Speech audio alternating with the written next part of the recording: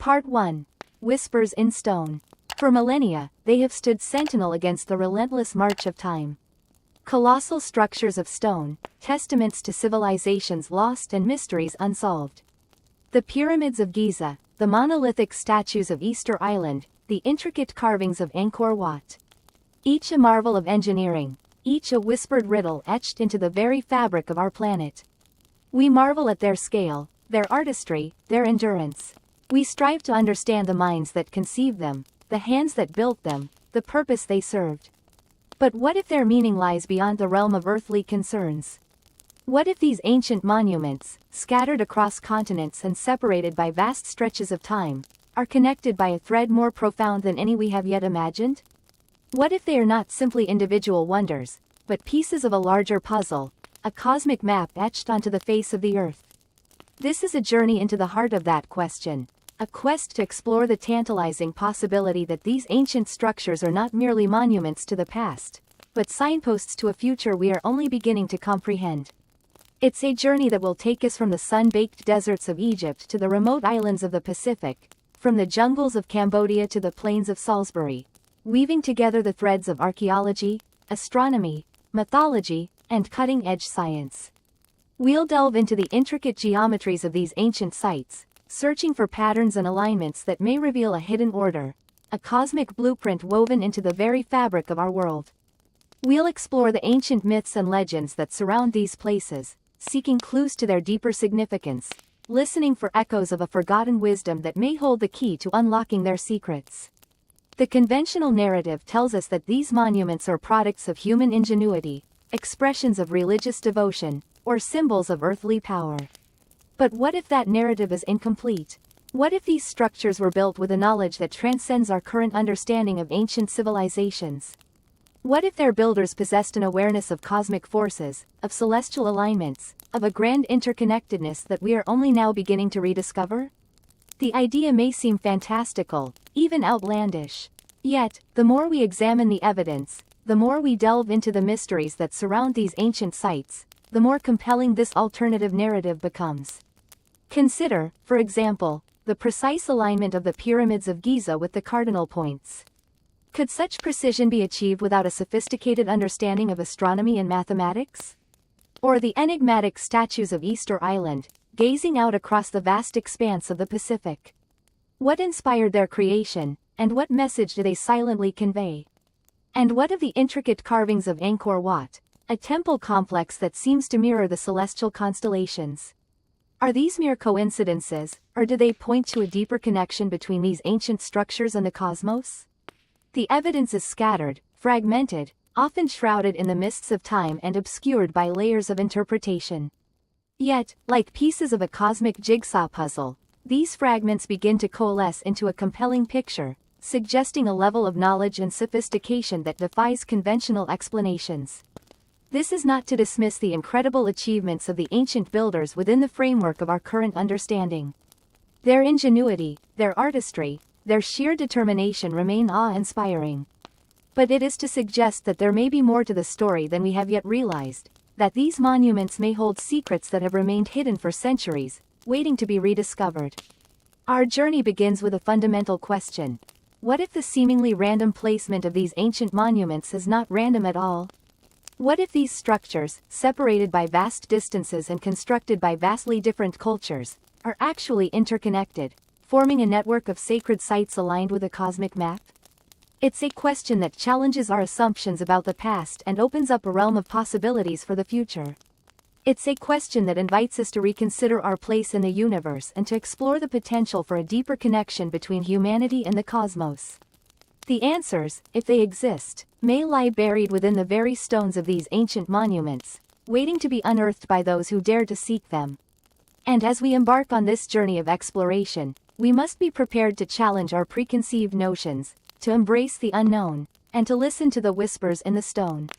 They may be telling us a story far grander and more profound than we have ever imagined.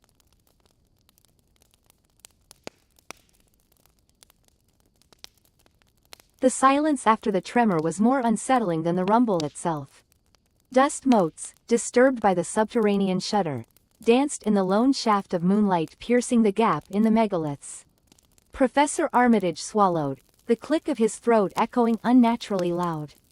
He shone his flashlight on the newly exposed face of the cracked stone, a chill seeping through his thick tweed jacket despite the summer night. The fracture revealed not the expected granite interior, but a dark, glassy substance that shimmered faintly, like oil on water. Obsidian? Amelia, his graduate assistant, breathed, her voice barely a whisper. She knelt beside him, her own lamp revealing the full extent of the strange material. It wasn't just a vein, it seemed to form a continuous layer beneath the granite, pulsing with a subtle, internal luminescence. Armitage reached out a gloved hand, hesitant.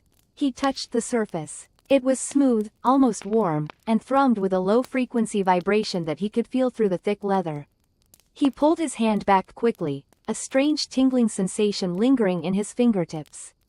"This isn't natural," he murmured, his academic curiosity warring with a primal unease. Back at the makeshift camp, nestled amongst the towering shadows of Stonehenge, the wind had picked up, whistling through the ancient stones like a mournful lament. The other researchers, Dr. Chen, a geologist, and Mr. Davies, their cartographer, were huddled around a sputtering fire, their faces etched with concern. "Another one?" Chen asked, his brow furrowed. Armitage nodded. "Stronger this time. And different. We found something." He recounted their discovery, the obsidian layer, the unnatural warmth, the vibration. Davies, a pragmatic man usually more comfortable with maps and compasses than the unknown, shifted nervously. "The local legends," he began, his voice hushed. "They talk about the stones being more than just stones. Gateways, they call them. Gateways to elsewhere." Chen scoffed. "Superstition. Geological instability is a far more likely explanation." But even as he said the words, his gaze drifted towards the imposing silhouettes of the megaliths, their ancient presence seemingly amplified by the unsettling events of the night. Over the next few days, the tremors increased in frequency and intensity. The ground seemed perpetually on the verge of shifting beneath their feet. More cracks appeared in the stones, each revealing the same unnerving obsidian layer. The pulsing light within grew stronger, casting an eerie glow across the surrounding plains at night. Armitage, driven by a mixture of scientific fascination and a growing sense of dread, pored over his research. The alignment of Stonehenge with other ancient sites, the pyramids of Giza, the Nazca Lines, the Easter Island Moai, had always intrigued him. But now, with the escalating seismic activity and the discovery of the obsidian, a terrifying new possibility emerged. What if these sites weren't just markers on a cosmic map? What if they were anchors, holding something back? He discovered an obscure text, a medieval grimoire filled with cryptic symbols and chilling prophecies. One passage, translated from a forgotten dialect, spoke of a great alignment, a time when the stars would converge and the gates would open, unleashing something ancient and terrible upon the world. The text referred to the obsidian as the blood of the earth, a conduit for energies beyond human comprehension. The growing unease within the camp was palpable. Chen, the staunch rationalist, had grown pale and withdrawn. Davies spent his days staring at his maps, muttering about converging ley lines and unseen forces. Even Amelia, usually unflappable, seemed to be on the verge of a breakdown. One night, under a sky pulsing with an unnatural aurora, the earth bucked violently. The researchers scrambled out of their tents, their faces illuminated by the sickly green glow. The stones of Stonehenge, bathed in the ethereal light, seemed to hum with power. The cracks in their surfaces had widened, revealing vast expanses of the obsidian, now pulsing with a blinding, otherworldly light. From the center of the circle, a low, guttural growl echoed, resonating deep within the earth. The ground beneath their feet began to liquefy, the obsidian spreading like a black, oily tide. The air crackled with an unseen energy, and a stench of sulfur filled the air. Armitage felt a cold hand grip his heart. He knew, with chilling certainty, that the grimoire's prophecy was coming true. The gates were opening, and whatever lay beyond was about to be unleashed. He looked at his colleagues, their faces contorted in terror, and a single, horrifying thought echoed in his mind. What have we done?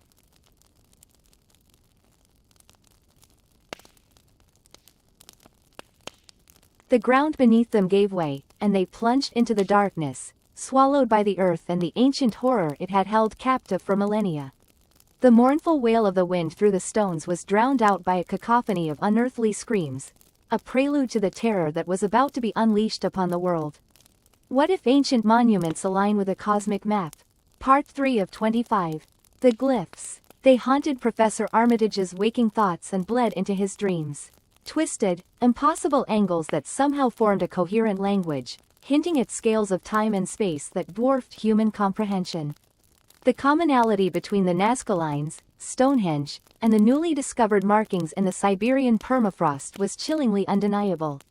They weren't just astronomical calendars, they were coordinates, plotting points on a map whose canvas was the universe itself. The Siberian glyphs, etched into mammoth tusks unearthed by the melting ice, were the most disturbing. While the others hinted at celestial bodies, these pulsed with a strange, internal luminescence detectable only with specialized equipment. They depicted not stars, but something else. Amorphous entities writhing in a void, connected by lines that resonated with an energy signature unlike anything Armitage had ever encountered. He felt a primal dread emanating from them, a sense of wrongness that burrowed deep into his bones. He hadn't told anyone the full extent of his findings, not even Dr. Chen, his closest confidant on the project. The implications were too vast, too terrifying. If he was right, these monuments weren't built by humans to observe the cosmos, but for something out there to observe us. The funding, thankfully, continued to flow. The initial skepticism within the academic community had been replaced by a nervous fascination. The perfectly aligned ley lines, the inexplicable energy signatures, the consistent age discrepancies between the monuments and the accepted timelines of human civilization. It was too much to ignore. Armitage requested permission to return to Siberia. He needed to examine the site where the tusks were found. He felt a pull towards it, a compulsion he couldn't quite explain. The permafrost, he knew, held more secrets.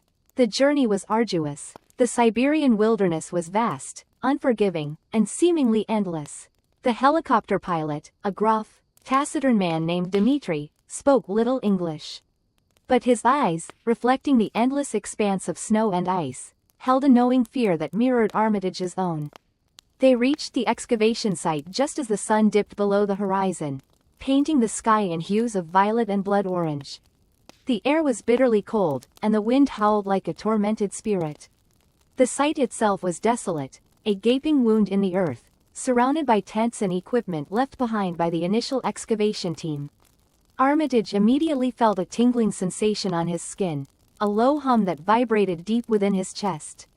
He pulled out his Geiger counter. The needle swung wildly. The radiation levels were elevated, but not enough to be immediately dangerous. Something else was causing the disturbance. He walked towards the edge of the excavation pit. The permafrost wall shimmered faintly in the twilight. He reached out a gloved hand and touched the icy surface. A jolt of energy surged through his body, throwing him back several feet. Dmitri rushed to his side, his face etched with concern. "Professor, are you all right?" Armitage nodded, struggling to regain his composure. He felt different, sharper, more aware. The hum in his chest intensified, resonating with the faint luminescence emanating from the permafrost. He looked back at the icy wall. He could see them now, faintly etched within the ice, more glyphs. Hundreds of them, pulsing with the same unearthly light as the ones on the tusks. They seemed to writhe and shift before his eyes, forming patterns that defied Euclidean geometry.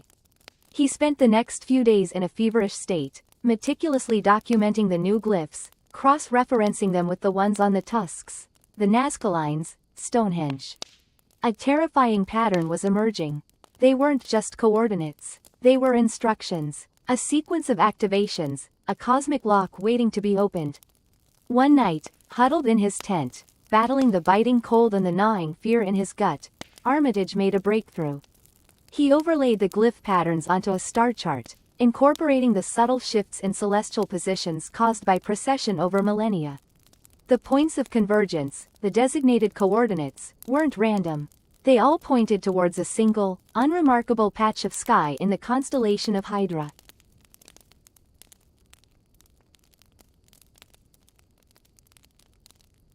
Armitage felt a cold dread grip his heart. That patch of sky, it wasn't empty. It contained a faint, almost imperceptible radio source, first detected in the 1960s and dismissed as background noise. It was catalogued as 3C273, a quasar, billions of light years away. But what if it wasn't just a quasar? What if the signal wasn't natural? What if it was a response? A beacon, acknowledging the activation sequence initiated by the monuments, a signal saying, "We hear you. We're coming." The wind howled outside, and the permafrost shimmered with an unnatural light. Armitage knew, with a chilling certainty, that he had stumbled upon something far older, far more terrifying than he could have ever imagined. He had unlocked the door, and something was listening on the other side. The question now wasn't what the monuments aligned with, but who. And what were they planning to do when they arrived? What if ancient monuments align with a cosmic map? Part 4 of 25. The silence in the cavern was thick, broken only by the drip, drip, drip of water that echoed like a morbid metronome. The air, heavy with the scent of damp earth and something faintly metallic, clung to us like a shroud. Holding our breath, we shone our flashlights onto the newly revealed chamber, the beams dancing across intricate carvings covering every inch of the stone walls. They weren't depictions of gods or men, not animals or plants. These carvings were different. Geometric patterns intertwined with swirling vortexes and symbols unlike anything we'd ever seen. Some seemed to pulse with an internal light, an optical illusion playing tricks on our oxygen-deprived minds. In the center of the chamber, a circular platform made of polished obsidian mirrored the ceiling, reflecting the carvings back at us, multiplying their unsettling effect. This isn't Mayan," Isabella whispered, her voice tight with a mixture of awe and fear. "No," I agreed, my heart hammering against my ribs. "It's something else entirely." Daniel, ever the pragmatist, began sketching furiously in his notebook, muttering about non-Euclidean geometry and the implications of impossible angles. He pointed at a specific carving, a spiral that seemed to twist into itself. It's like looking into another dimension. It shouldn't be possible to carve this." As we moved closer to the obsidian platform, a low hum vibrated through the chamber, resonating in our bones. The air grew colder, the faint metallic scent intensifying. A sense of dread, primal and suffocating, pressed down on us. We weren't just in a chamber anymore. We were inside something, alive. On the platform, etched into the obsidian, was a map. Not of Earth, but of something far grander, far more terrifying. Stars, connected by lines of shimmering light, pulsed and shifted, mimicking the movements of celestial bodies we could only dimly comprehend. Constellations we knew were distorted, twisted into shapes that defied our understanding of astronomy. Then, we noticed the markers. Small, pyramid-shaped crystals, perfectly positioned on specific points of the star map, glowed with an eerie internal light. Each crystal was a different color, each pulse a different rhythm. They hummed in unison with the chamber, creating a symphony of otherworldly sound that vibrated deep within our chests. "The monuments," Isabella breathed, realization dawning in her eyes. "The ley lines, they aren't just on Earth. They're connected to this." It was as if the map itself was breathing, expanding and contracting with a life of its own. One by one, the crystal markers began to dim, their pulsating light fading. The humming intensified, becoming a low growl that seemed to emanate from the very stones around us. "What's happening?" Daniel asked, his voice strained. He reached out a trembling hand towards the map. "Don't," I yelled, grabbing his arm. I didn't know why, but I felt a surge of pure terror, a visceral instinct telling me that touching the map would be disastrous. He pulled his arm back, his eyes wide with fear. "What did you?" I felt something pulling me. As the last crystal marker faded into darkness, the obsidian platform began to glow. A blinding white light erupted from the center, forcing us to shield our eyes. The humming reached a deafening crescendo, and the ground beneath our feet began to tremble violently. When the light subsided, the platform was gone. In its place was a swirling vortex of inky blackness, a gaping maw that seemed to suck the very light from the chamber. The air rushed towards it, pulling us closer to the abyss. The metallic scent was overpowering now, thick and cloying, like the smell of blood.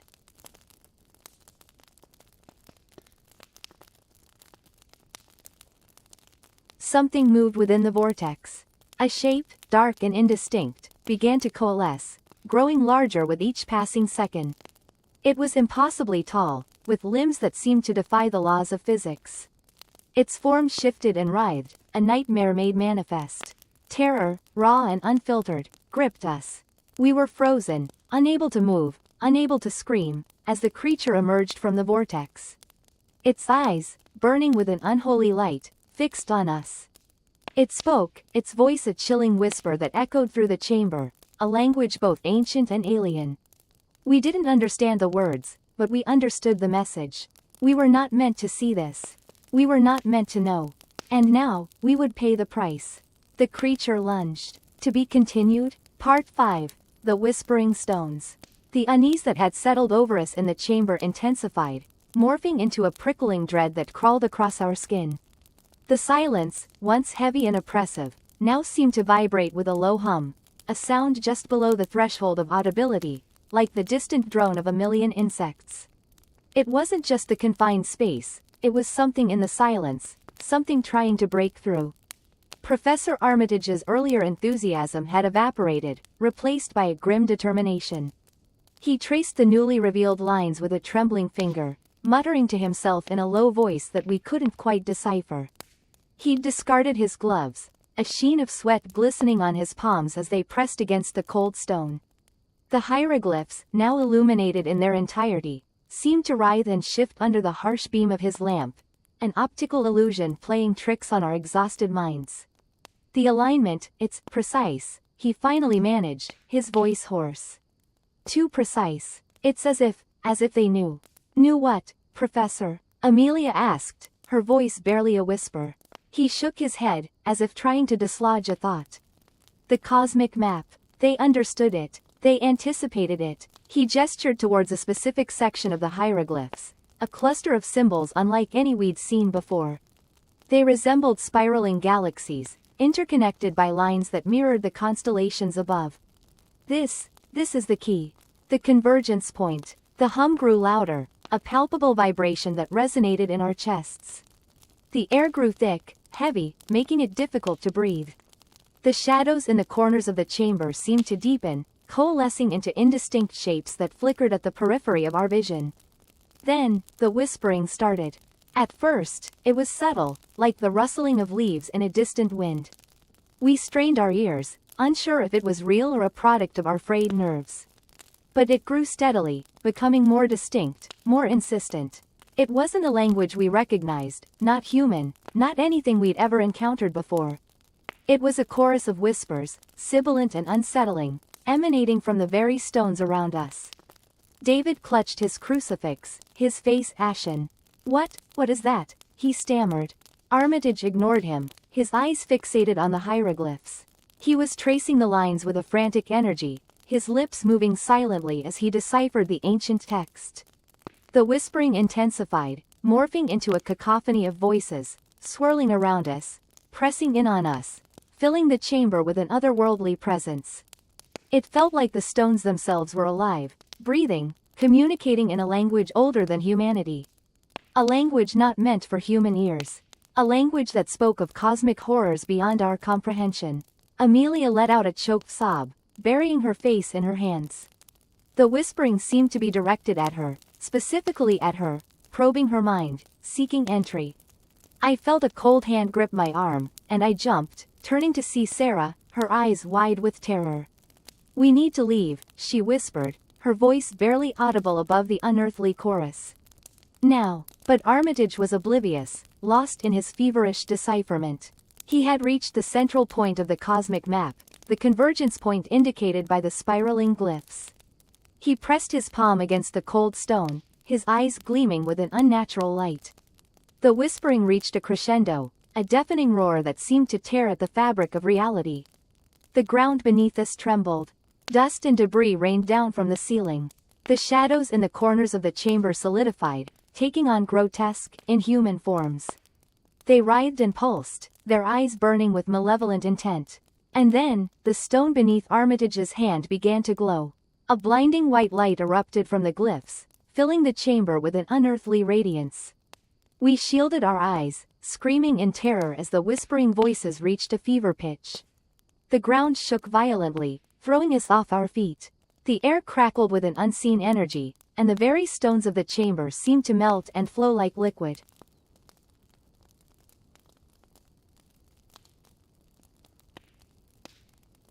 When the light finally subsided, the chamber was transformed.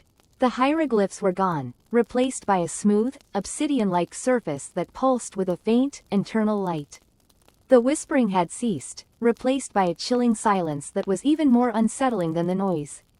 And Professor Armitage was gone. In the center of the obsidian surface, where the convergence point had been, there was a gaping hole, a swirling vortex of darkness that seemed to suck the very light from the room. It pulsed and throbbed, emanating an aura of ancient, unimaginable power. We stared into the abyss, our hearts pounding in our chests, the horrifying realization dawning upon us. The cosmic map was not a map at all. It was a gateway, and Professor Armitage had just opened it. Part 6. The Whispering Stones.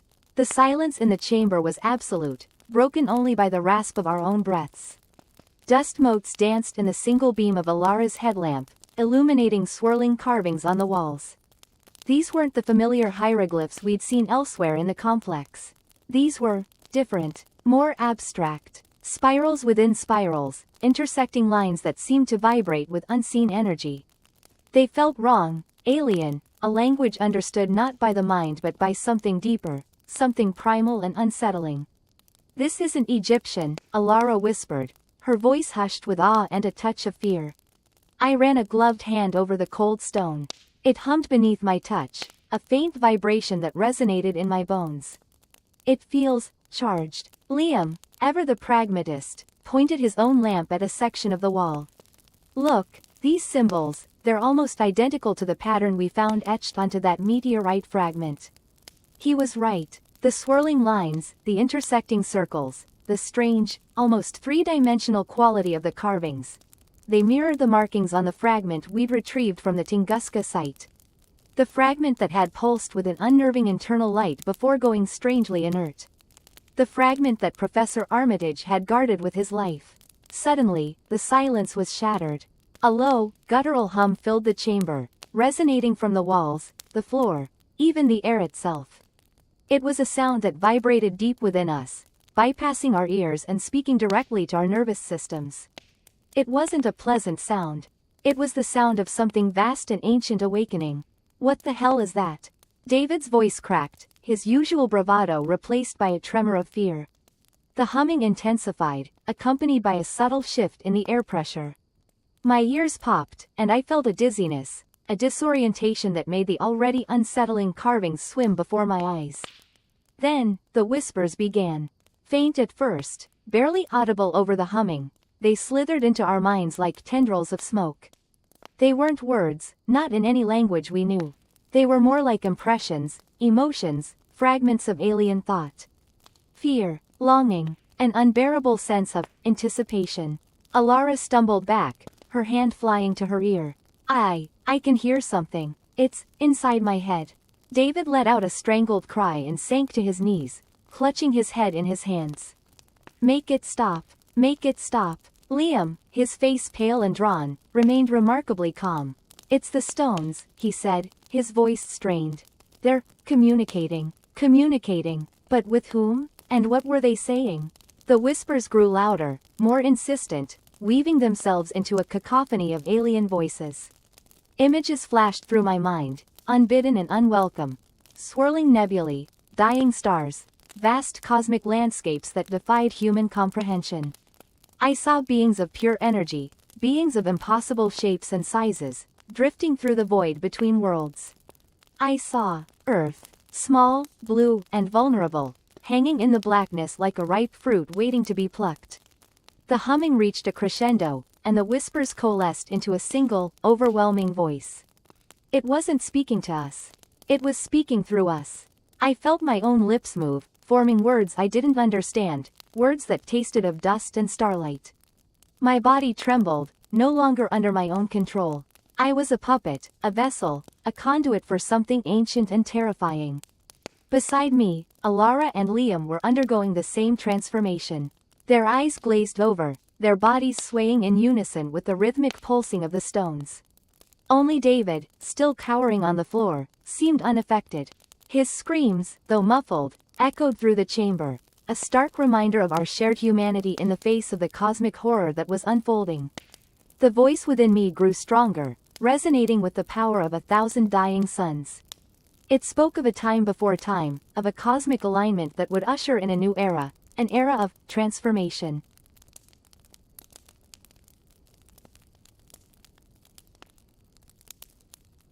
The air shimmered, and a crack appeared in the far wall. It wasn't a crack in the stone, but a crack in reality itself. A swirling vortex of colors that shouldn't exist, a gateway to somewhere else. The voice, now emanating from the vortex, reached out, beckoning, promising. And in that moment, I understood. The monuments weren't just aligned with a cosmic map. They were the map, a map that led to this place, this gateway. And we were the key. What if ancient monuments align with a cosmic map? Part 7. The silence in the chamber pressed in, thick and heavy, punctuated only by the rasp of Father Mikhail's breath. The glyphs, illuminated by our trembling flashlights, seemed to writhe in the periphery, mocking our attempts to decipher their alien logic. The central platform, bathed in a sickly yellow glow from the unseen source below, pulsed with a low, rhythmic thrumming that resonated deep in our bones. It's a map, Father Mikhail whispered, his voice hoarse. He traced the intricate patterns with a trembling finger, his eyes wide with a mixture of terror and awe. But not of Earth, of something else. I peered closer, my heart pounding a frantic tattoo against my ribs. The lines, previously meaningless squiggles, began to coalesce into a horrifying picture. They weren't landmasses or oceans. They were clusters of stars, nebulae, and swirling galaxies, arranged in a configuration utterly unlike anything I'd ever seen in astronomical charts. In the center, marked by a pulsating, 8-pointed star, was a void, a blackness so profound it seemed to suck the light from our lamps. The abyss, Anya murmured, her voice barely audible. The legends, they spoke of an abyss between worlds. The thrumming intensified, vibrating the very air around us. The yellow light pulsated faster, casting grotesque, dancing shadows on the walls. A wave of nausea washed over me, and I stumbled back, my hand flying to my mouth. The air grew thick with a metallic tang, like the smell of blood, though there was no blood to be seen. "We need to leave," I choked out, the words tasting like ash in my mouth. "Now." But Father Mikhail was entranced, his gaze fixed on the pulsating void at the center of the map. He reached out a trembling hand towards the platform, his eyes glazed over. This is the key," he mumbled, his voice distant and hollow. "The key to everything." Anya grabbed his arm, her fingers digging into his flesh. "Father, snap out of it. This place, it's not right." He shook her off, his eyes blazing with an unnatural light. "Don't you see? This is what we've been searching for. The connection, the truth." He stepped onto the platform. The moment his foot touched the surface, the chamber erupted in a cacophony of sound. A high-pitched whine filled the air, drilling into our skulls. The glyphs on the walls blazed with an unearthly luminescence, and the central void pulsed with a blinding white light. The air crackled with energy, and I felt a searing pain as some unseen force, tore through my body. I screamed, the sound swallowed by the deafening whine. Anya cried out, clutching her head. Father Mikhail, standing at the center of the platform, threw back his head and laughed, a hollow, chilling sound that echoed through the chamber. The platform began to rotate, slowly at first, then faster and faster, until it was a blur of motion. The yellow light intensified, morphing into a blinding white vortex that seemed to suck the very air from the chamber. The glyphs on the walls twisted and contorted, their shapes shifting into grotesque, alien forms. I saw Anya thrown against the wall, her body limp and lifeless. The whine intensified, reaching a crescendo that threatened to shatter my eardrums. I felt myself being pulled towards the vortex, my body weightless, my mind numb. Then, everything went black. When I opened my eyes, the screaming had stopped. The blinding light was gone, replaced by a dim, ethereal glow. I was lying on the platform, my body aching, my head throbbing. Father Mikhail was gone. Anya lay a few feet away, still and silent. I crawled towards her, my heart pounding with dread. I reached out and gently touched her cheek. Cold. Tears streamed down my face as I realized the terrible truth. She was dead. I looked around the chamber. The glyphs were still glowing, but their light was softer, less menacing. The platform was no longer rotating. The central void, however, pulsed with a slow, rhythmic beat, like a giant, malevolent heart. And within that void, I saw something new. A shape. It was indistinct, shimmering, like a mirage in the desert. But it was there, and it was moving. Slowly, agonizingly, it began to coalesce, taking on a more defined form. It was vast, immense, beyond comprehension. And it was reaching out.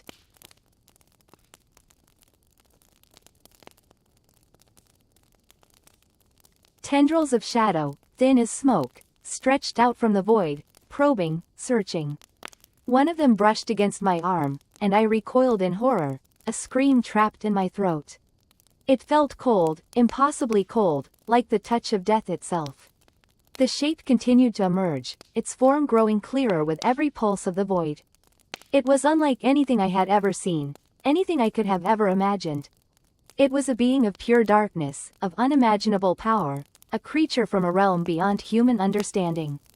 And it was coming for me.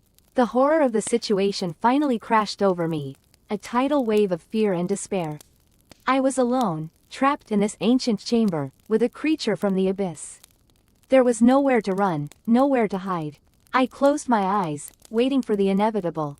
And in the darkness, I heard a whisper, a voice that seemed to come from the depths of my own soul. Asterisk. We are coming. Asterisk. Part 8. Whispers in the Obsidian. The chilling realization that the monoliths weren't just markers, but receivers, sunk into us like icy dread. We were no longer just chasing a historical mystery. We were trapped in a cosmic game of telephone, with Earth as the receiver and some unknowable entity on the other end of the line. The implications were vast, horrifying, and incomprehensible. We spent the following days poring over Alina's research, cross-referencing her star charts with the known locations of other megalithic structures.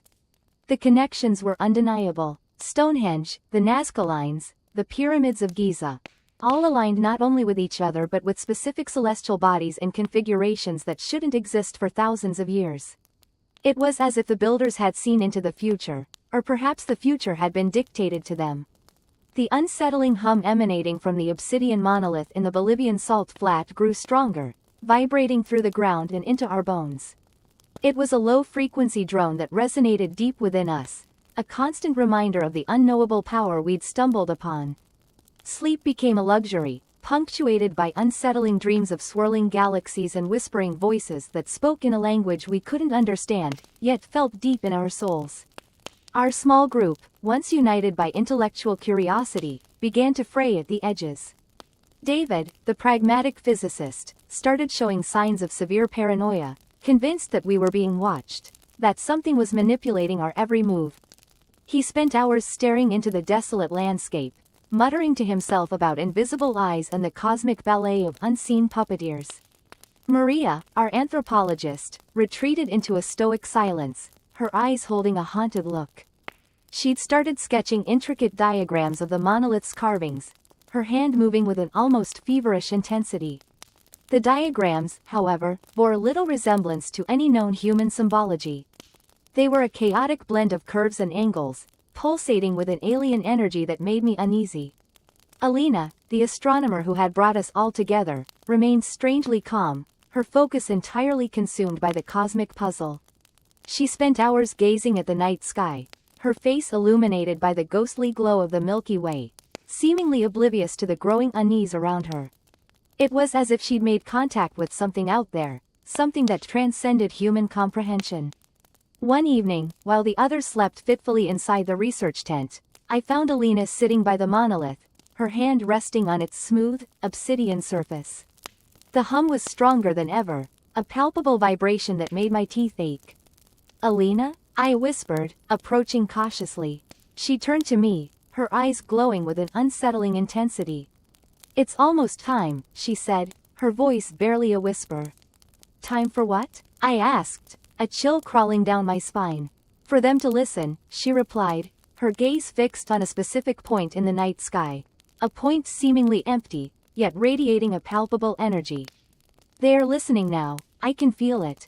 I followed her gaze, trying to see what she saw, but the sky remained an impenetrable expanse of stars. "Who is listening, Alina?"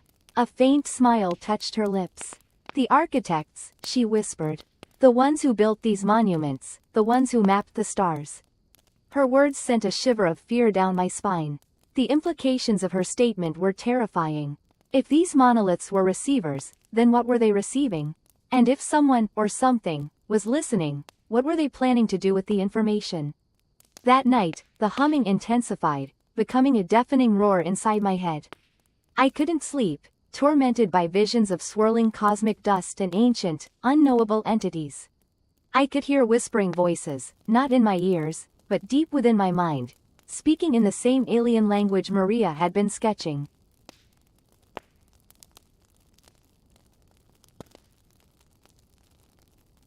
Just before dawn, a blood-curdling scream ripped through the silence. I stumbled out of the tent to find David standing by the monolith, his eyes wide with terror, his body convulsing violently. The obsidian surface of the monolith glowed with an unearthly light, pulsating in rhythm with David's spasms. Maria and Alina stood frozen, watching the horrifying spectacle unfold, their faces pale and drawn. David's screams intensified, becoming less human, more animalistic, as if something was tearing at his soul. Then, with a final, agonizing shriek, he collapsed to the ground, his body still. The humming ceased. The light faded from the monolith. An oppressive silence descended upon the salt flat, broken only by the whistling wind. We were alone, surrounded by the silent sentinels of a forgotten past, waiting for the next transmission. Waiting for the architects to speak. What if ancient monuments align with a cosmic map? Part 9 of 25. The silence stretched, broken only by the rustle of wind through the desiccated trees that clawed at the unnatural twilight. Dr. Aris Thorne stood, transfixed, a cold knot tightening in his gut. The monolith before him, unearthed by their frantic digging, pulsed with a sickening, organic rhythm. Not a beat, not a thrum, but a slow, internal shudder, as though some colossal entity breathed beneath the surface. He traced the glyphs with his gloved finger, feeling a strange vibration, a low hum that resonated not in his ears, but deep within his bones. This isn't just a map," Aris whispered, his voice hoarse. He turned to Professor Anya Sharma, her face pale and drawn in the unnatural light. The rest of the team, huddled around the perimeter of the dig site, mirrored her apprehension. Even the hardened cynicism of their hired security, ex-military types who had scoffed at the whispers of ancient curses, had melted away, replaced by a primal fear. "It's a receiver," Anya finished, her breath catching. "A cosmic antenna." The realization hung heavy in the air, a chilling premonition settling upon them like a shroud. The monuments, painstakingly placed across the globe, weren't just marking points on a map. They were receiving something. And whatever that something was, it was waking up. Over the next few days, the strangeness intensified. The rhythmic pulsing of the monolith grew stronger, the hum deeper. The twilight deepened, blurring the line between day and night. Animals in the surrounding forest grew agitated, their nocturnal calls echoing through the unnatural dusk with unsettling urgency. The team's sleep grew fitful, plagued by vivid, disturbing dreams of swirling galaxies and monstrous, unknowable shapes. One evening, as they huddled around a flickering campfire, the radio crackled to life. It was Dr. Ito, calling from their research base back in London. His voice, usually crisp and professional, was edged with a frantic urgency. "Thorne, Sharma, are you there? Do you read?" "Ito, it's Thorne. What is it?" Static crackled, then Ito's voice, strained and thin, broke through. "The other sites, they're active. All of them. We're detecting massive energy surges, unlike anything we've ever seen." Anya grabbed the radio. "Ito, what kind of energy? Can you pinpoint the source?" More static, then a chilling silence. Finally, Ito's voice, barely a whisper, echoed through the speaker. It's not coming from Earth. A collective gasp rippled through the team. The implications were terrifying. Whatever they had unearthed, whatever they had awakened, wasn't terrestrial. That night, the first tremor hit. It wasn't strong, barely a ripple, but it was enough to send a wave of unease through the camp. Then another, stronger this time, rattling their equipment and sending a fine dust raining down from the exposed earth around the monolith. Aris watched the monolith, its surface now shimmering with an ethereal, internal light. The glyphs seemed to shift and writhe, as though alive. He could feel the hum in his teeth, a low, throbbing vibration that seemed to be growing stronger with each passing minute. He turned to Anya, his face etched with fear. "We have to get out of here." Anya nodded, her eyes wide with a mixture of fear and morbid fascination. "I know, but where do we go?" The ground beneath them lurched violently, throwing them to their knees. The tremors were coming faster now, more powerful, shaking the very foundations of the earth. Screams erupted from the camp as the trees around them swayed and groaned, their branches thrashing wildly in the unnatural twilight. Then, a sound, unlike anything Aris had ever heard, tore through the night. A deep, resonant bellow that seemed to emanate from the very core of the planet, a sound that vibrated not just in the air, but in the very essence of their being.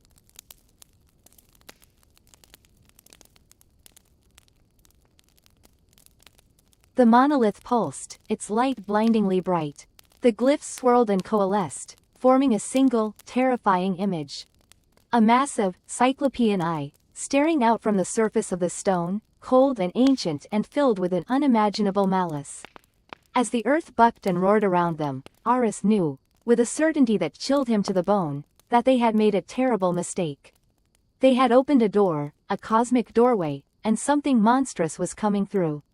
They had aligned the monuments, completed the map, and now they were paying the price. He looked at Anya, her face illuminated by the unearthly glow of the monolith.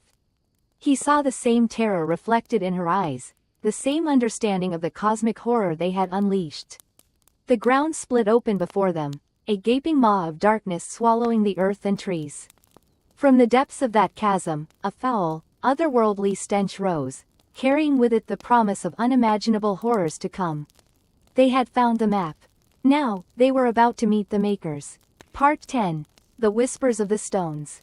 The silence after the scream was heavier than any I'd known. A silence that vibrated with a residual energy, the phantom echo of pure terror. We huddled together, our breaths ragged, eyes darting towards the mouth of the tunnel where Thomas had vanished. The wind, which had been a constant, low moan, had died completely, leaving an unnerving stillness. "Thomas?" Amelia's voice was barely a whisper, choked with fear.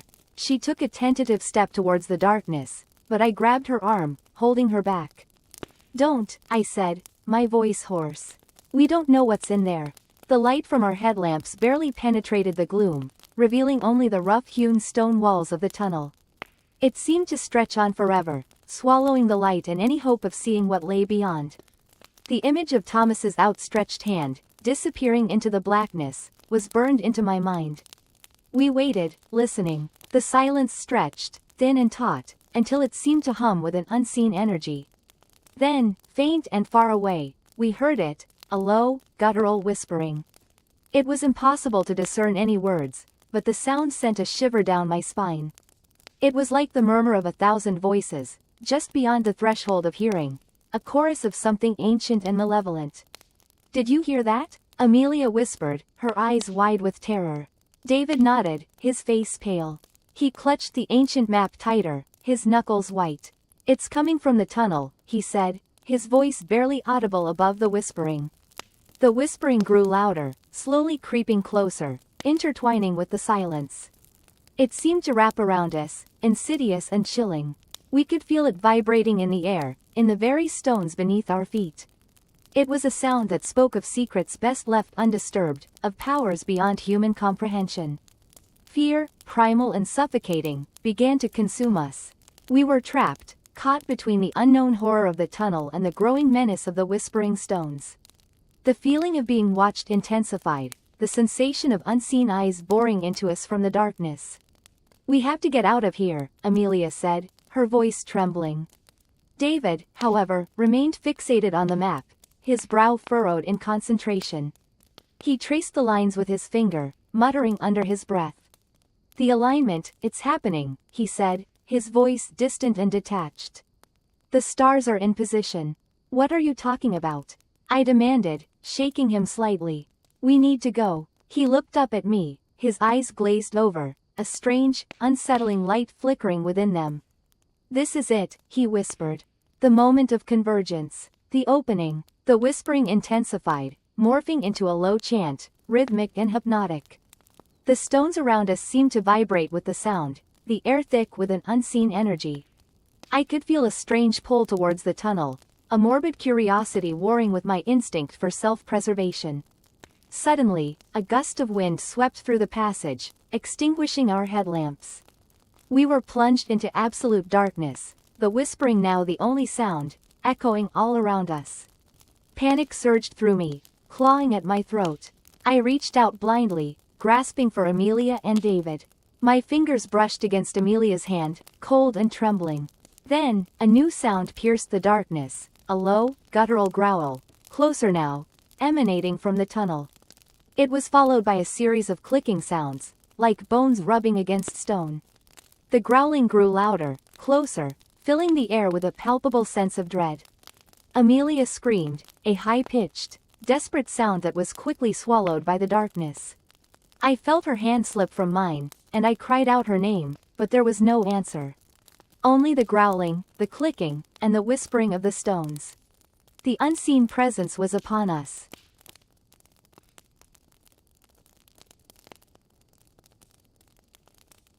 I stumbled back, my heart pounding against my ribs, my breath caught in my throat. The growling was right in front of me now, hot, fetid breath on my face. I could feel its presence, a vast, oppressive darkness that seemed to suck the air from my lungs. Then, a hand, cold and clammy, grasped my arm. I recoiled in terror, expecting the sharp bite of teeth, the rending of flesh. But the grip was surprisingly gentle. A voice, weak and raspy, whispered in my ear. "Run," it breathed. "Run, before it's too late." It was Thomas. The growling intensified, and I knew I had only seconds. I didn't hesitate. I ripped my arm free from Thomas's grasp and ran, blindly, desperately, into the suffocating darkness. The whispers of the stones chasing me, the guttural growls echoing in my ears. The darkness was absolute, a void swallowing me whole. I didn't know where I was going, only that I had to get away, had to escape the horror that lurked in the depths of the earth.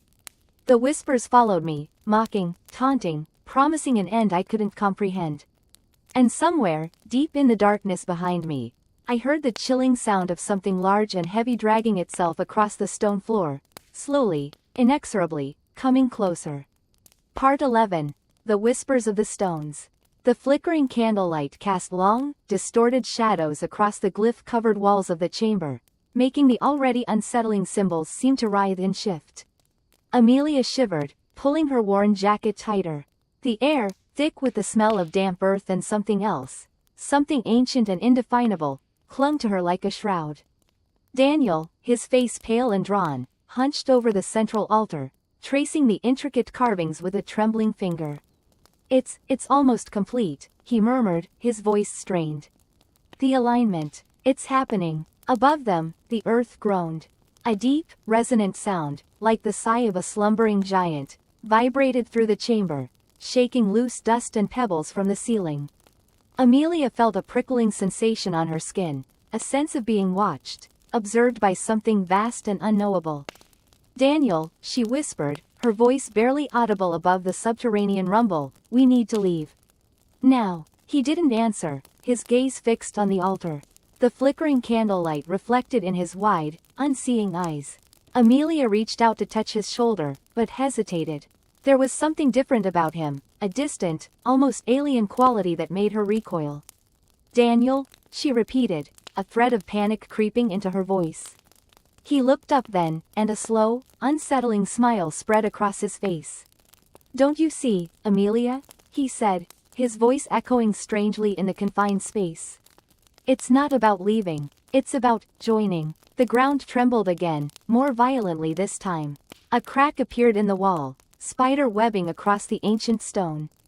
Amelia stumbled back, her heart pounding in her chest. She had to get out, had to escape the suffocating pressure of the chamber, the growing sense of dread that coiled around her like a venomous snake. She turned to flee, but the entrance was blocked. A shimmering, translucent wall of energy had coalesced, sealing them within the chamber. It pulsed with an ethereal light, the same otherworldly glow they had witnessed emanating from the aligned monuments. Panic clawed at her throat. "Daniel, what is happening?" she cried, her voice laced with desperation. He turned towards her, his eyes glowing with an unnatural light. "The convergence," he whispered, his voice now a hollow echo, devoid of any human emotion.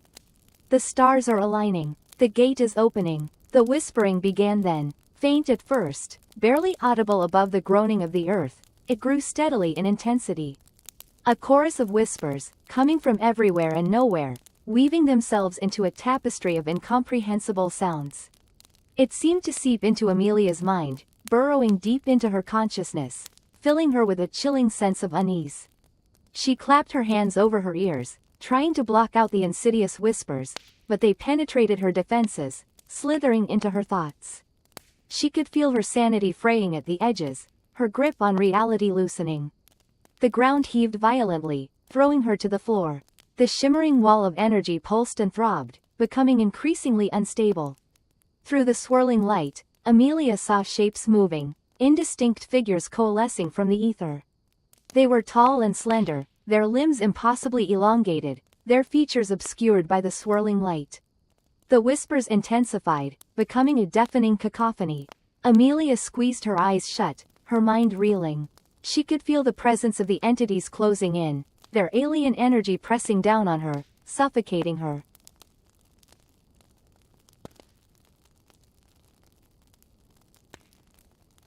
Daniel, bathed in the ethereal glow, stood before the altar, his arms outstretched. He seemed to be chanting, his words blending with the whispers, forming a guttural, rhythmic invocation. The air crackled with energy, the very stones of the chamber seemed to vibrate with an unseen power. The shimmering wall began to dissipate, the figures beyond becoming clearer. They were not human. Their skin was a sickly gray, their eyes large and black, devoid of pupils. They moved with an unnatural grace, their movements fluid and unsettling. Amelia struggled to her feet, her body trembling. She knew, with a chilling certainty, that whatever lay beyond the fading barrier was not of this world. And she knew, with a growing sense of dread, that Daniel had somehow become a conduit for these things. The last vestiges of the energy wall dissolved, and the entities stepped into the chamber. Their black eyes fixed on Amelia, and a wave of pure, unadulterated terror washed over her. The whispers reached a crescendo, drowning out all other sounds. Amelia screamed, a primal cry of fear and despair, as the entities closed in. The chamber was filled with the stench of ozone and decay, the air thick with the palpable sense of something ancient and malevolent. And in that moment, Amelia knew, with horrifying clarity, that the whispers were not just whispers. They were promises, promises of a fate far worse than death.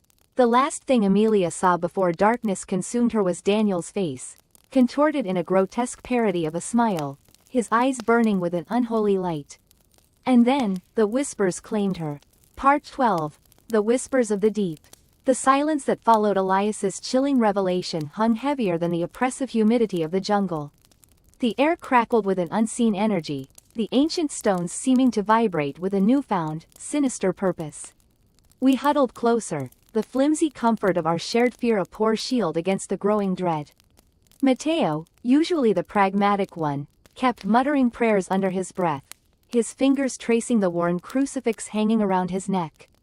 So, I finally choked out, the words tasting like ash in my mouth. The monuments, they're not just a map, they're a lock? Elias nodded grimly, his eyes reflecting the flickering firelight like pools of stagnant water. A lock, yes. And the alignment, it's the key. A key to what? Lena's voice was barely a whisper. Elias took a shuddering breath. To something beyond our comprehension. Something that was locked away for a reason. The implication hung in the air, thick and suffocating. We knew, without needing to say it, that whatever lay beyond that lock was something best left undisturbed. The very stones around us seemed to emanate a warning, a low hum resonating through the ground, making our teeth ache. We spent the rest of the night huddled around the dying fire, sleep an impossible dream.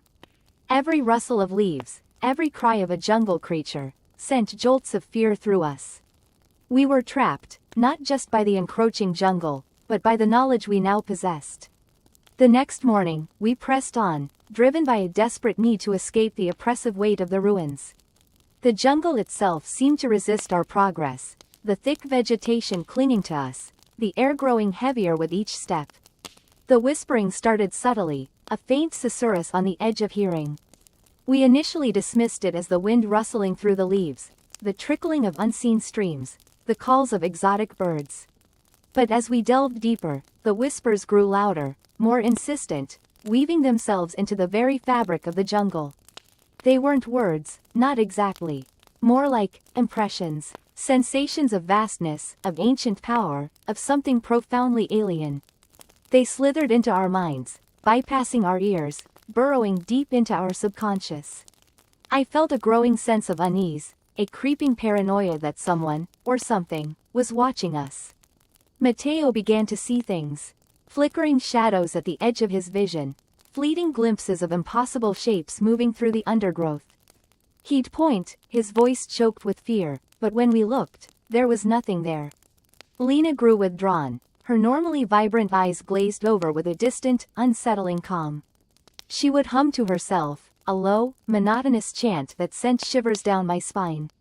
It sounded ancient, primal, and utterly wrong. Elias, however, seemed to be embracing the whispers. He walked with a newfound purpose, his gaze fixed on some distant point we couldn't see. He would stop at seemingly random intervals, tracing symbols in the dirt with his finger, muttering to himself in a language none of us recognized. The transformation in him was terrifying. He was no longer the driven academic, but something other.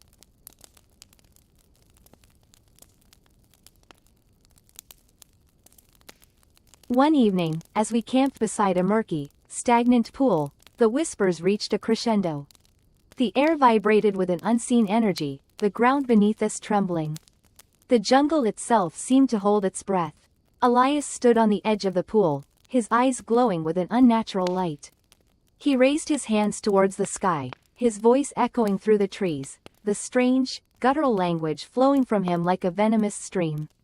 Suddenly, the surface of the pool erupted. A colossal tentacle, thicker than any tree trunk, shot out of the water, dripping with a viscous, black ooze.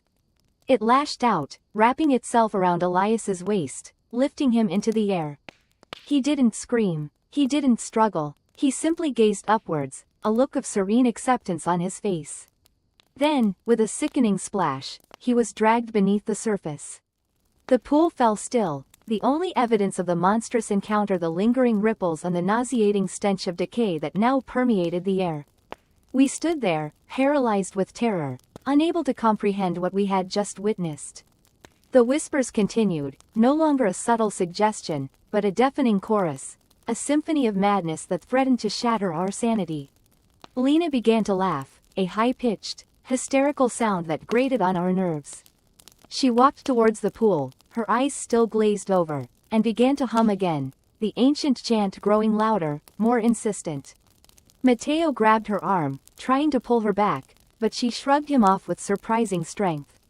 "They call," she whispered, her voice hollow and distant. "They call to us, to join them." She stepped into the pool, the murky water closing over her head without a sound. Mateo screamed, a raw, animalistic cry of despair. I wanted to scream too, to run, to do anything but stand there, watching as the jungle claimed my friends. But my legs felt like lead, my mind numb with shock. The whispers intensified, swirling around me, promising power, knowledge, belonging. They whispered of a world beyond human understanding, a world of ancient beings and cosmic horrors. They whispered of a place where the stars aligned, and the lock was opened. I knew, with a chilling certainty, that I was next. Part 13. The Obsidian Mirror. The dust settled, revealing the glyph-covered obsidian slab in its chilling entirety. It was larger than we'd imagined, a dark, gleaming monolith reflecting the flickering torchlight like 1,000 malevolent eyes. Professor Armitage's earlier exhilaration had evaporated, replaced by a deep unease that mirrored my own. The air itself seemed to vibrate with an unseen energy, a subtle hum that tickled the back of my throat. Magnificent, Armitage breathed, his voice strained. And terrifying. We approached the slab cautiously. Its surface was impossibly smooth, the glyphs carved with a precision that defied any known ancient tool. They seemed to writhe and shift in the torchlight, an optical illusion that played havoc with our already frayed nerves. I ran my gloved hand over the cool surface, a shiver running down my spine. "It feels alive," I whispered, pulling my hand back as if burned. Armitage ignored me, his eyes fixed on a particular cluster of glyphs. He pulled a small, leather-bound notebook from his satchel, flipping through the pages until he found a matching sequence. "The serpent's eye," he murmured, tracing the glyphs with a trembling finger. "According to the codex, this marks a point of convergence, a nexus of cosmic energy." He paused, then added in a hushed voice, "Or something far worse." We spent the next few hours deciphering the glyphs surrounding the serpent's eye.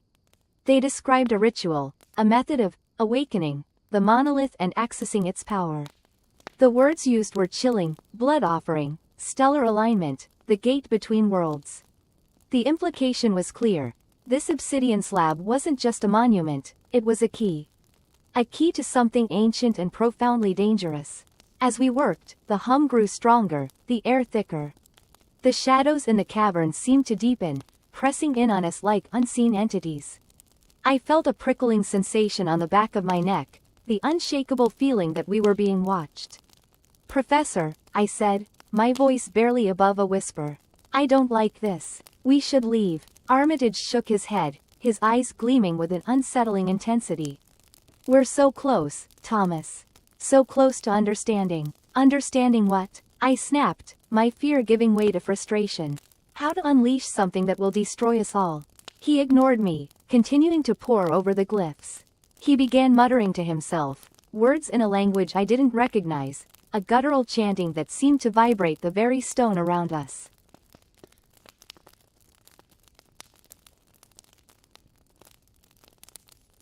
Suddenly, the ground beneath us trembled. The torches flickered violently, casting grotesque dancing shadows on the cavern walls. The humming intensified, becoming a low, resonant drone that filled the air. "Professor, stop," I shouted, grabbing his arm. He shrugged me off, his eyes fixed on the obsidian slab. The glyphs began to glow with an eerie, internal light, pulsing in rhythm with the droning sound. The obsidian surface seemed to ripple, as if something were moving beneath it. Then, the impossible happened. The smooth, polished surface of the slab began to distort, warping inwards as if sucked from within. A black, swirling vortex appeared in the center, growing larger with each passing second. It was a void of pure darkness, swallowing the light and emitting a cold, otherworldly aura. Armitage stepped back, his face pale but his eyes alight with a terrifying fascination. "The gateway," he whispered, his voice filled with awe. "It's opening." I stared at the vortex in horrified disbelief. It felt like looking into the abyss, into the heart of something ancient and malevolent. A gust of icy wind erupted from the opening, carrying with it a smell that defied description. A mixture of decay, ozone, and something indescribably alien. The droning sound reached a crescendo, and a voice echoed from the depths of the vortex. It wasn't a human voice, but something older, deeper, resonating with an alien power that chilled me to the bone. It spoke in a language that was not of this earth, yet somehow, I understood.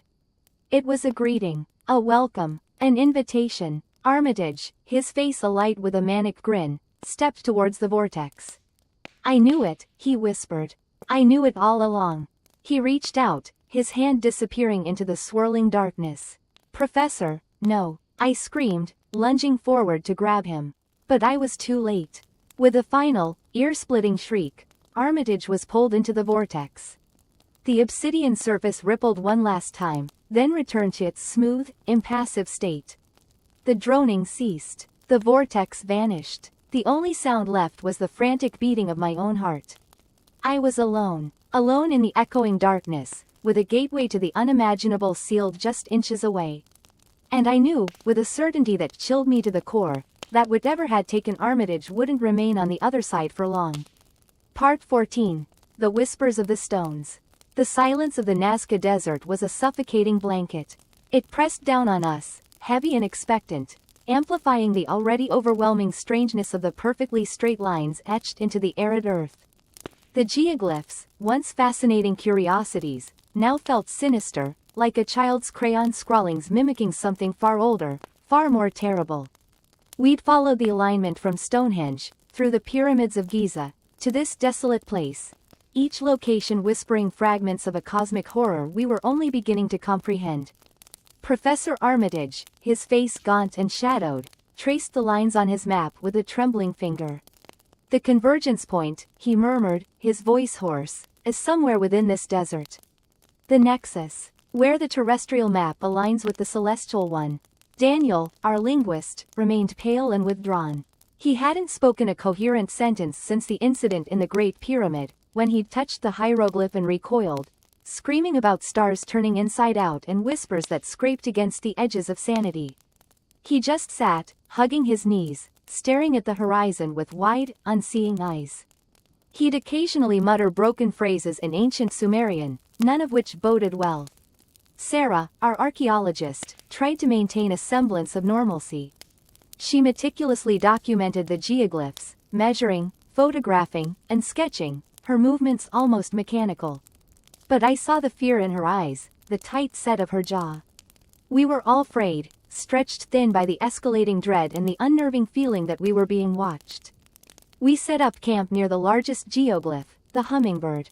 As the sun bled across the horizon, painting the desert in shades of blood orange and bruised purple, the air grew colder, and a wind began to moan through the desolate landscape.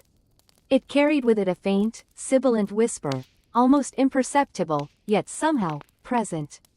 Like the rustling of unseen wings. That night, as we huddled around the sputtering campfire, the whispers intensified. They seemed to emanate from the stones themselves, from the lines etched into the earth. Daniel began to rock back and forth, his eyes squeezed shut, chanting in Sumerian. "What is he saying?" Sarah asked, her voice tight with anxiety. I listened intently, straining to decipher the guttural sounds. He's talking about the old ones," I said, my voice barely a whisper. "He says they're waking."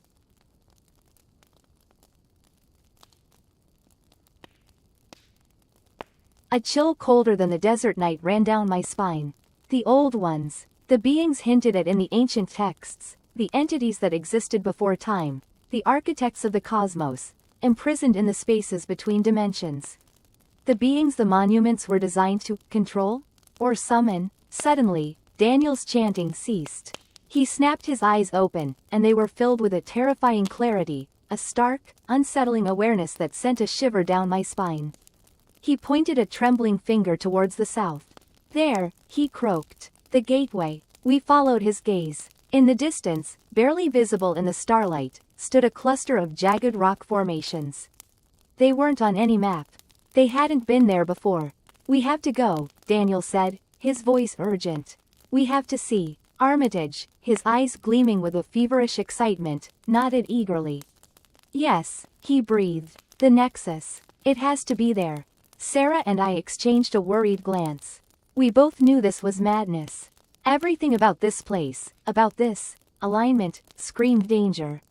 But we were caught in the current, swept along by the terrifying momentum of our discovery. We couldn't turn back. We packed up our gear and followed Daniel, his movements now unnervingly fluid, almost inhuman. The whispers followed us, swirling around us like a malevolent mist. As we approached the rock formations, the ground beneath our feet began to tremble. The air crackled with a strange energy. The rock formations were arranged in a circle, creating a natural amphitheater. In the center, a shimmering portal had opened, a swirling vortex of iridescent light that pulsed and throbbed like a beating heart. It wasn't a light we understood. It seemed to bend reality, to distort the very fabric of space and time. From within the portal, a low, guttural chanting echoed, resonating deep within our bones. It was the same chant Daniel had been uttering, but amplified, distorted, infused with an ancient power that made the very air vibrate. Daniel stepped towards the portal, his eyes fixed on the swirling light, a beatific smile spreading across his face. He reached out a hand, as if to touch the shimmering surface. "Daniel, no," I shouted, but it was too late. He stepped through the gateway, his form dissolving into the iridescent light, swallowed by the whispers and the chant. The portal pulsed once, then twice, and then vanished, leaving behind only the desolate silence of the desert and the chilling certainty that we had unleashed something truly terrible upon the world. Something ancient, something hungry. The whispers remained. Now, they seemed to be laughing. The glyph, bathed in the sickly green light of the monolith, pulsed with an internal rhythm. It seemed to breathe, a subtle expansion and contraction that sent shivers down Father Mikhail's spine.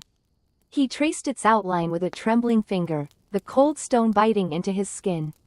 Elena, her face pale and drawn, huddled close to him, clutching the leather-bound journal that felt increasingly heavy with dreadful knowledge.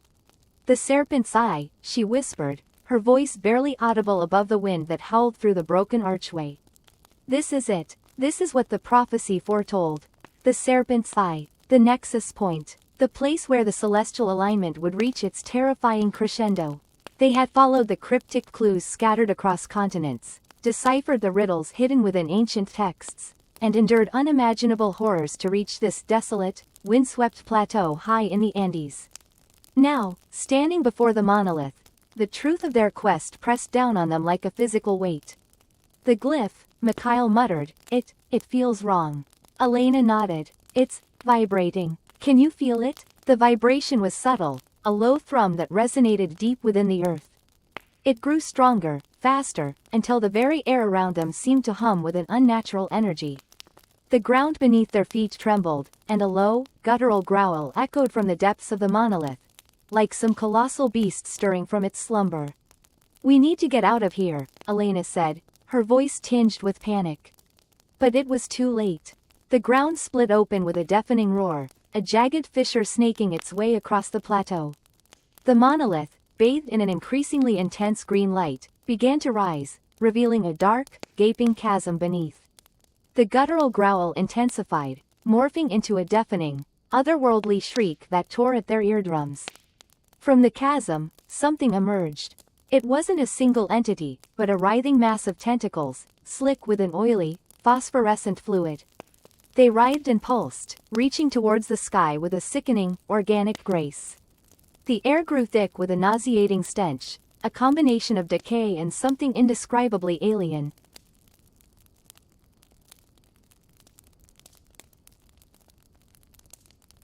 Mikhail staggered back, his hand flying to his crucifix. He began to recite a prayer, the words tumbling from his lips in a desperate plea for divine intervention. But the prayer felt hollow, insignificant in the face of this cosmic horror. Elena, her eyes wide with terror, grabbed his arm. "Mikhail, we have to run."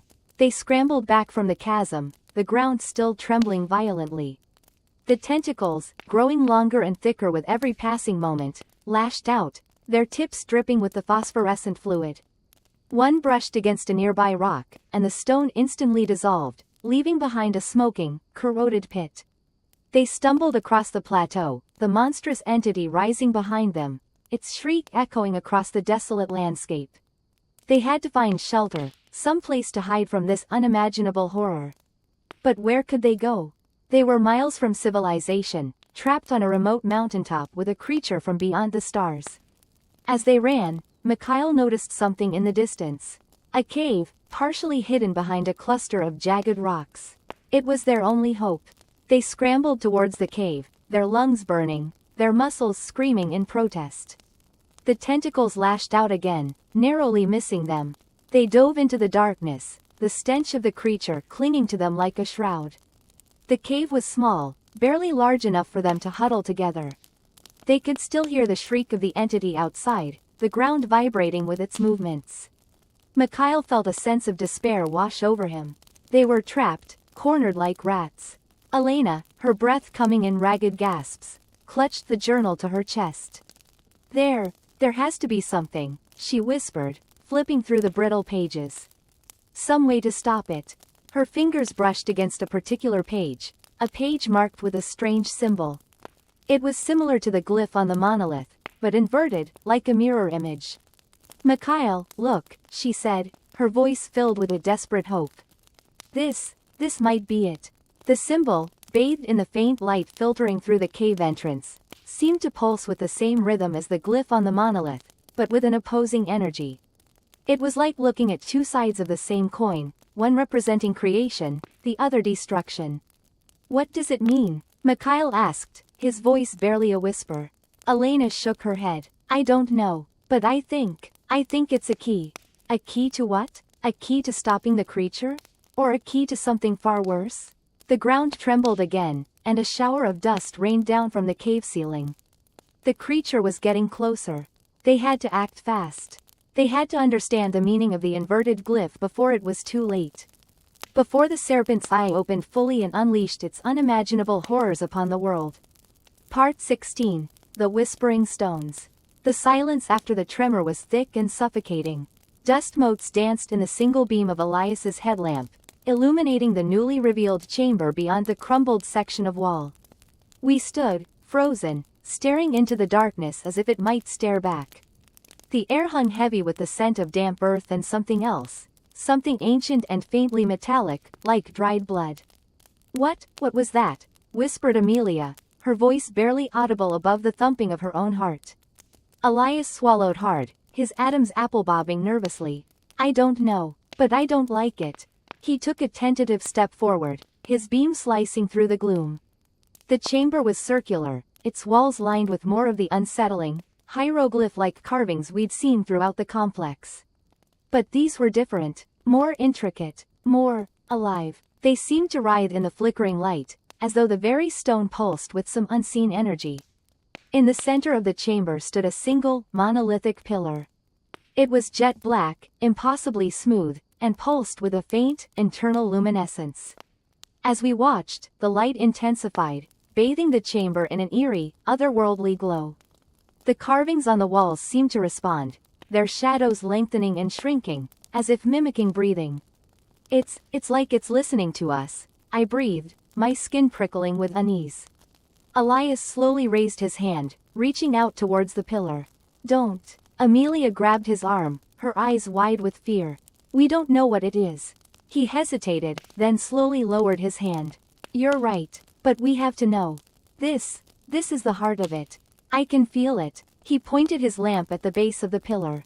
There, etched into the black stone, was a symbol. It was the same symbol we'd found on the map, the one that resembled a celestial alignment. But this one was larger, more detailed.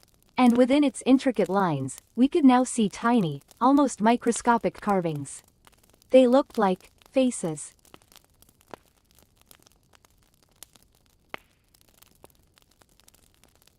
Hundreds of tiny, screaming faces. The air grew colder. A faint whispering sound began to emanate from the walls, growing slowly in intensity. It was a chorus of voices, too numerous to count, speaking in a language we couldn't understand, yet which resonated deep within our bones. It was a sound of pure, unadulterated dread.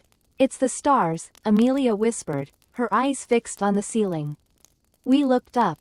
The tremor had opened a fissure in the roof, revealing a patch of the night sky. And there, blazing with unnatural brilliance, were the constellations. They were the same constellations we'd seen on the map, but now they seemed closer, more present.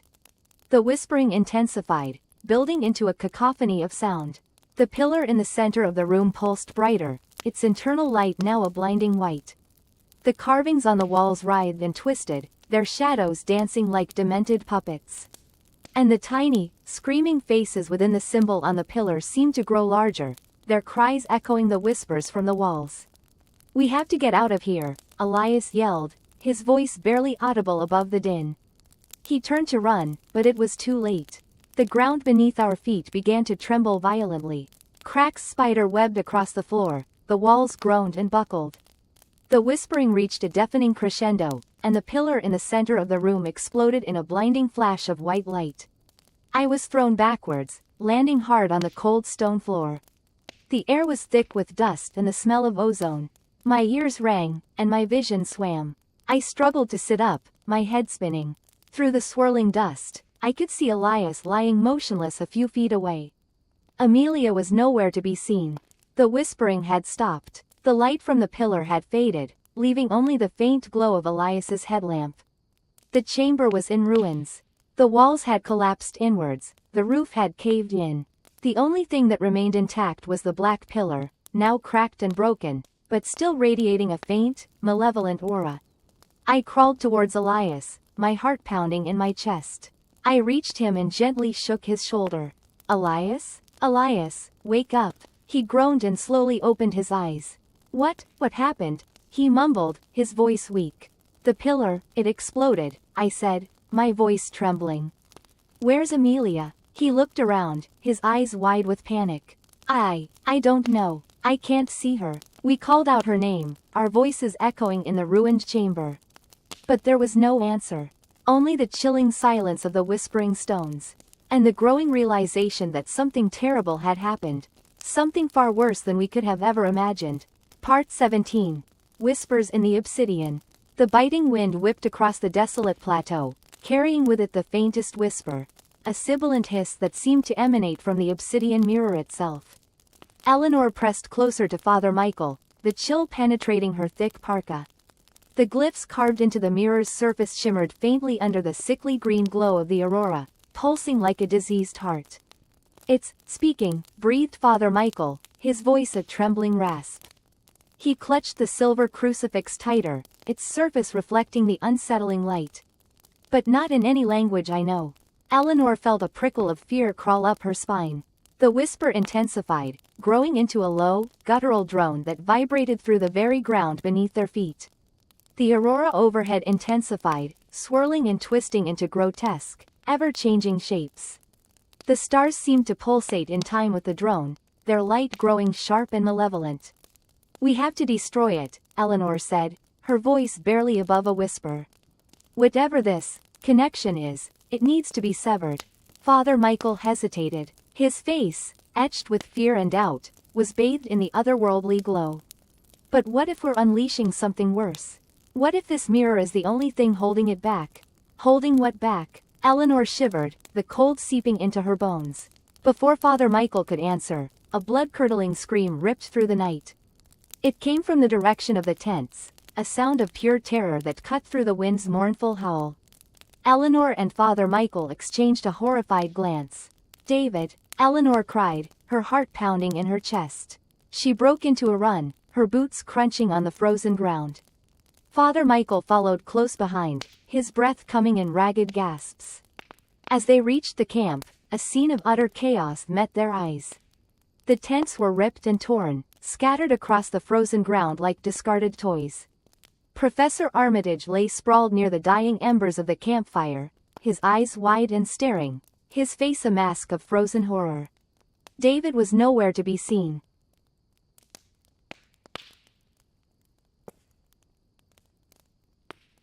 The guttural drone from the obsidian mirror intensified, resonating with the fear that gripped Eleanor's heart. The aurora overhead pulsed and throbbed, its sickly green light casting long, distorted shadows that danced across the ravaged camp. He's gone, Eleanor whispered, her voice choked with despair. They've taken him. Father Michael knelt beside Professor Armitage, his fingers probing for a pulse. He shook his head grimly. He's dead. Something terrible happened here. Eleanor felt a wave of nausea wash over her. The wind seemed to whisper secrets in her ear, chilling whispers that spoke of ancient evils and unimaginable horrors. She looked back at the obsidian mirror, its surface now shimmering with an almost blinding intensity. It was no longer a mirror, but a gateway, a portal to something dark and terrifying. We have to go back, Eleanor said, her voice firm despite the tremor in her hands. We have to find David. Father Michael looked at her, his face pale and drawn. Eleanor, it's suicide. Whatever is out there, it's not human. I don't care, Eleanor said, her eyes fixed on the pulsing light of the mirror. I'm not leaving him. She started towards the obsidian plateau, the wind tearing at her clothes. Father Michael hesitated for a moment, then followed, his silver crucifix clutched tightly in his hand. As they climbed the slope, the guttural drone from the mirror grew louder, filling their ears, their minds, their very souls. The aurora overhead swirled and danced, casting eerie shadows that seemed to writhe and twist like living things. The obsidian mirror pulsed, beckoning them closer. As they reached the plateau, Eleanor saw something that made her blood run cold. Etched into the frozen ground before the mirror, glowing faintly in the unearthly light, was a series of symbols. They were the same symbols that Professor Armitage had been studying, the same symbols that adorned the ancient monuments around the world. But these symbols were different. They were darker, more sinister, pulsating with a malevolent energy. And in the center of the symbols, etched into the frozen earth with what looked like blood, was a single, chilling word. Ea. The whisper from the mirror intensified, becoming a deafening roar. The aurora exploded in a kaleidoscope of blinding light. And from the heart of the obsidian mirror, something began to emerge. It was vast, and dark, and utterly alien. And as it reached out into the world, Eleanor knew, with a certainty that chilled her to the bone, that humanity's time was running out. Part 18. The Whispering Stars. The glyphs swam before Alara's eyes, a chaotic ballet of ancient symbols burning themselves onto her retinas. The throbbing resonance that emanated from the monolith at the heart of the Nazca Desert hummed through her bones, a discordant symphony vibrating in harmony with the whispering stars. The air itself crackled with an unseen energy, tasting metallic and cold on her tongue. Around her, the Nazca lines, once simply enigmatic etchings in the earth, pulsed with an ethereal, sickly green luminescence. They weren't just lines anymore, but conduits, glowing rivers of power flowing towards the monolith, feeding its insatiable hunger.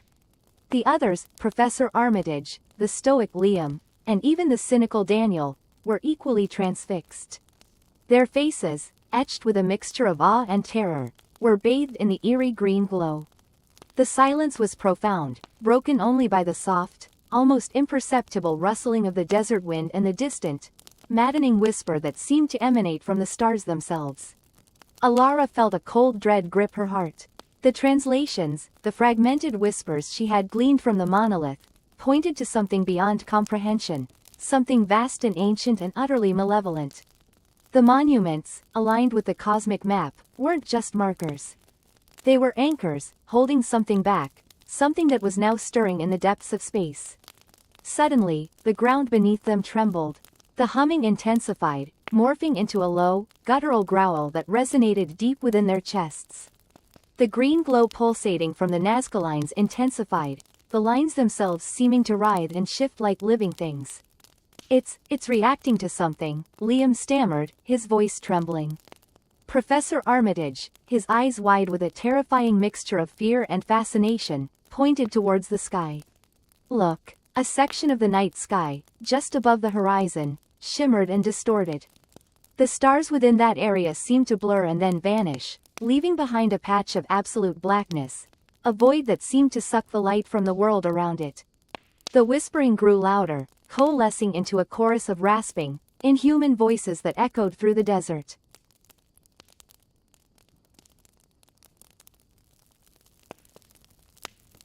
Alara felt a primal fear she had never known she possessed grip her soul. This wasn't just an astronomical phenomenon, it was a tearing of the fabric of reality, a gateway opening to something beyond human comprehension. She wanted to scream, to run, to hide, but her body was frozen, paralyzed by the sheer terror of the unfolding spectacle. The black void in the sky began to expand, slowly at first, then with alarming speed. It swallowed stars and constellations whole, leaving behind a gaping maw of nothingness. The whispers intensified, becoming a cacophony of guttural chants and screeching cries. From within the void, something began to emerge. It wasn't a defined shape, but more of a swirling mass of darkness, tendrils of black energy reaching out like grasping claws. As it drew closer, the air grew thick and heavy, making it difficult to breathe. The ground shook violently, cracks appearing in the earth around them. Daniel, his usual cynicism replaced by raw terror, finally broke the silence. What is that thing? No one answered. They could only watch in horrified fascination as the entity continued to emerge from the void, its presence radiating an overwhelming sense of dread. The monolith pulsed with a blinding green light, the Nazca lines glowing like rivers of fire. The whispers reached a fever pitch, a chorus of inhuman voices chanting in a language older than time itself. Alara, fighting against the paralyzing fear, forced herself to move. She stumbled towards Professor Armitage, her voice a choked whisper. "We have to do something. We have to stop it." The professor, his face ashen, shook his head. "There's nothing we can do. This is beyond us." As the entity fully emerged from the void, its true form began to coalesce. It was a monstrosity of unimaginable proportions, a swirling vortex of darkness with countless eyes blinking within its depths. Tendrils of black energy snaked out, probing the earth, the sky, the very essence of reality. The whispers coalesced into a single, deafening roar that shattered the silence of the desert. The ground beneath them buckled and heaved, throwing them to the ground. Alara looked up, her heart pounding in her chest, and saw the entity's gaze fix upon them, its countless eyes burning with a cold, malevolent intelligence. In that moment, Alara knew. The monuments, the cosmic map, the whispers from the stars, they had all been warnings. Warnings of a cosmic horror beyond human understanding, a horror that had been slumbering for eons, waiting for the stars to align, waiting to be unleashed upon the world. And now, it was here. The end, she realized with a chilling certainty, was only the beginning. Part 19. Whispers in the Void. The silence that followed Elias's scream wasn't the comforting kind, the kind that blankets you after a nightmare. This silence was a vacuum, sucking the air from our lungs, replacing it with a chilling dread. The monolith glowed an even more intense crimson, pulsing like a diseased heart. The hieroglyphs, previously static, now writhed and shifted, morphing into unsettling new symbols that seemed to bore into our very souls. What happened to him?" Amelia whispered, her voice trembling. Her hand clutched mine, cold and clammy. I shook my head, unable to tear my gaze away from the monolith. "I don't know, but something shifted. I can feel it." The air grew colder, biting at exposed skin. The faint whispering we'd heard earlier amplified, no longer a distant murmur but a chorus of disembodied voices swirling around us, close enough to feel their breath on the back of our necks. We huddled together, the three of us, Amelia, Professor Davies, and I. A small island of fear in a sea of cosmic horror. Davies, his face ashen, pointed a shaking finger at the monolith. "The alignment, it's accelerating." He was right. The sky above, previously a swirling vortex of ethereal greens and blues, was now dominated by a single, pulsating point of blinding white light. It grew rapidly, pushing the other celestial anomalies aside, consuming them like a celestial predator. It's like a beacon," I stammered, the words catching in my throat. "A beacon? For asterisk something." The whispers intensified, coalescing into distinct words, fragmented and chilling. "Awakening, not meant to be. The gate opens, asterisk." The ground beneath our feet began to tremble. Cracks snaked across the stone platform, spreading outwards like a spiderweb. The monolith pulsed faster, the crimson light now blinding, forcing us to shield our eyes. Amelia whimpered, burying her face in my shoulder. "We have to leave. We have to get out of here." But it was too late.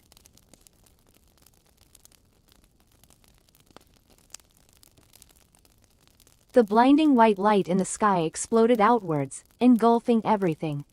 For a fleeting moment, I felt a sensation of weightlessness, as if I were falling into an endless abyss.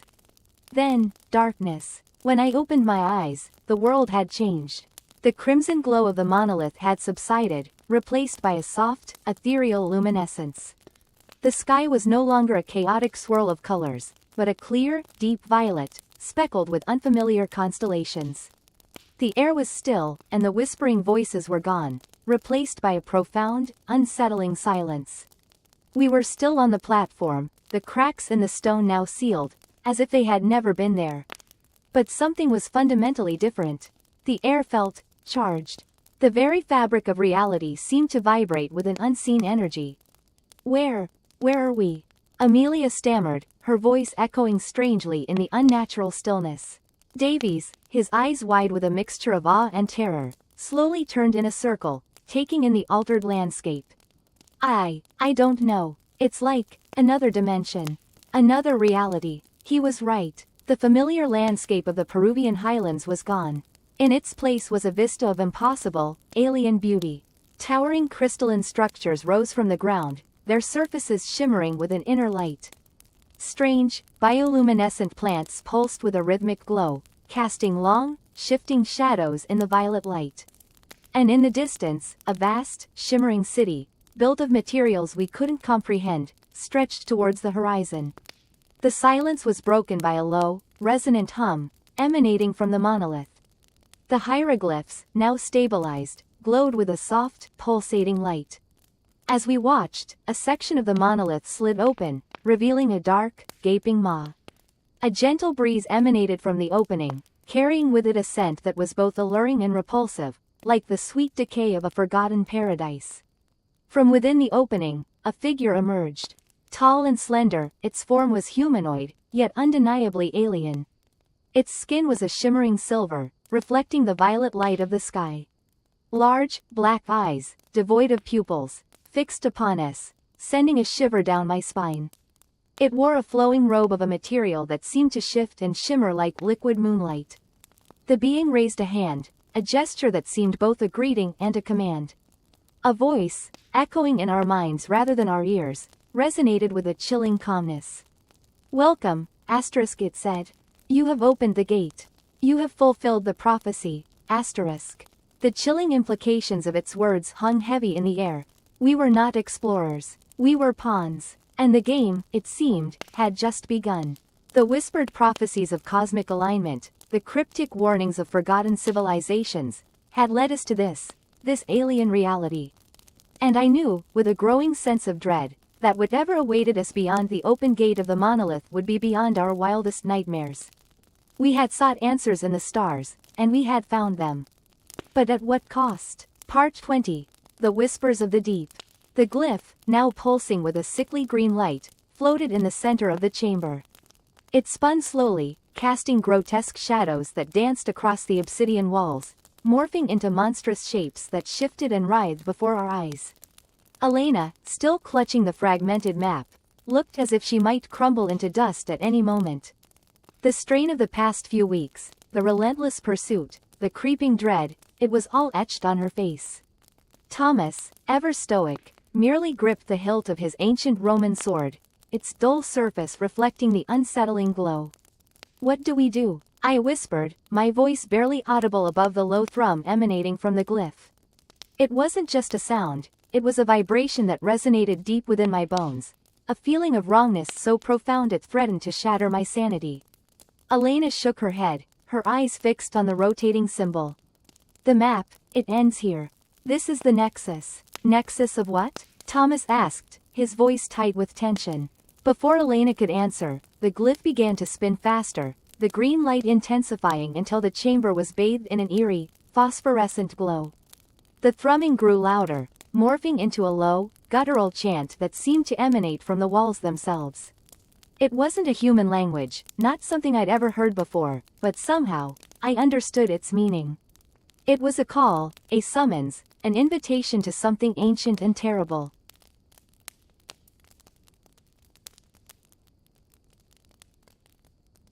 A wave of dizziness washed over me, and I stumbled back against the cold, smooth wall.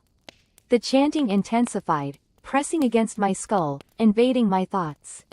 I saw flashes of incomprehensible images, vast, cosmic landscapes, swirling nebulae, monstrous entities with eyes that burned like dying stars. Then, a voice, deep and resonant, whispered in the back of my mind, speaking not in words but in pure dread. It spoke of a time before time, of a cosmic horror that predated the universe itself, a being of pure chaos that slumbered in the spaces between dimensions, waiting to be awakened. Elena screamed, a high-pitched, keening wail that echoed through the chamber. She dropped the fragments of the map, clutching her head in her hands. Thomas rushed to her side, his face etched with concern. "Elena, what is it? What do you see?" She didn't answer, but her screams continued, growing in intensity. The glyph spun faster, the green light pulsing in time with her cries. The chanting reached a fever pitch, drowning out all other sounds. The very air seemed to crackle with an unseen energy. I looked around the chamber, desperately searching for a way out, a means of escape from this descending madness. But there was none. We were trapped, caught in the heart of a cosmic web, unwitting players in a game older than the stars. Suddenly, the obsidian floor beneath us began to vibrate. Cracks spider-webbed across its surface, spreading outwards from the spinning glyph. A low rumbling filled the air, growing steadily louder. The ground beneath our feet buckled and heaved. "It's opening," Thomas yelled over the din, his voice filled with a mixture of fear and awe. "Something's coming." He was right. The cracks in the floor widened, revealing a gaping chasm filled with an inky blackness that seemed to swallow the light. A stench of decay, of something ancient and foul, rose from the depths, making me gag. The chanting reached a crescendo, then abruptly stopped, replaced by a silence so profound it was almost deafening. Then, from the darkness below, a sound emerged, a low, guttural growl that sent shivers down my spine. It grew louder, closer, accompanied by a slithering, scraping sound that suggested something immense was dragging itself upwards.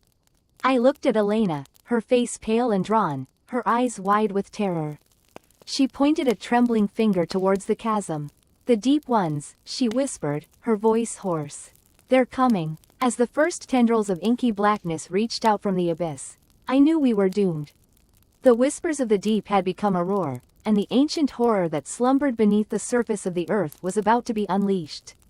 The cosmic map had led us to this place, to this moment, and now, we were about to pay the ultimate price for our curiosity. The monuments had aligned, and the universe was about to be remade in the image of chaos.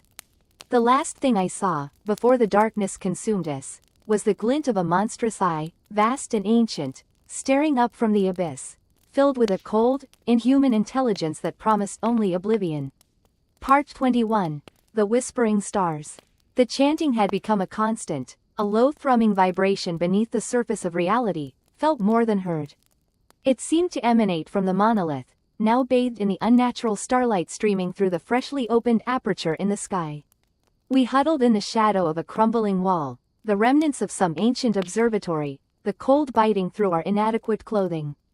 Elena clutched the archaic astrolabe, its intricate markings glowing faintly in the eerie light, pulsing in time with the distant chanting. "It's changing," she whispered, her voice raspy and thin. "The alignment, it's shifting." I peered at the astrolabe, trying to decipher the complex symbols, but my eyes were blurry with exhaustion and fear.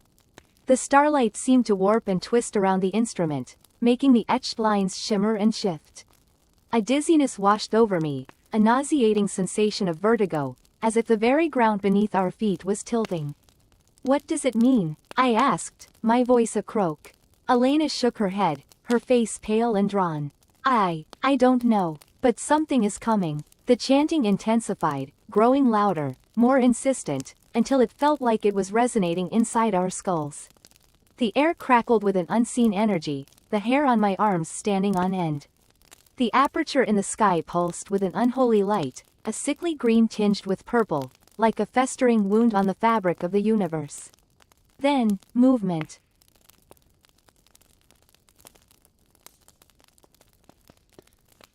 At the edge of the aperture, something began to emerge. Slowly, agonizingly slow, it pulled itself into our reality. It was vast, beyond comprehension, its form shifting and swirling in the alien light, defying any attempt to define its shape. It was a kaleidoscope of colors and textures, of sharp angles and flowing curves, all interwoven into a chaotic, pulsating mass.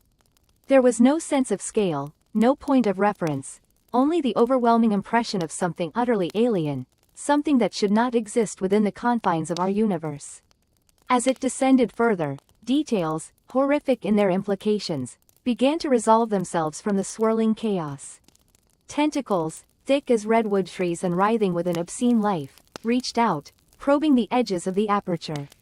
Eyes, countless eyes, blinked open across its surface, burning with a cold, inhuman intelligence.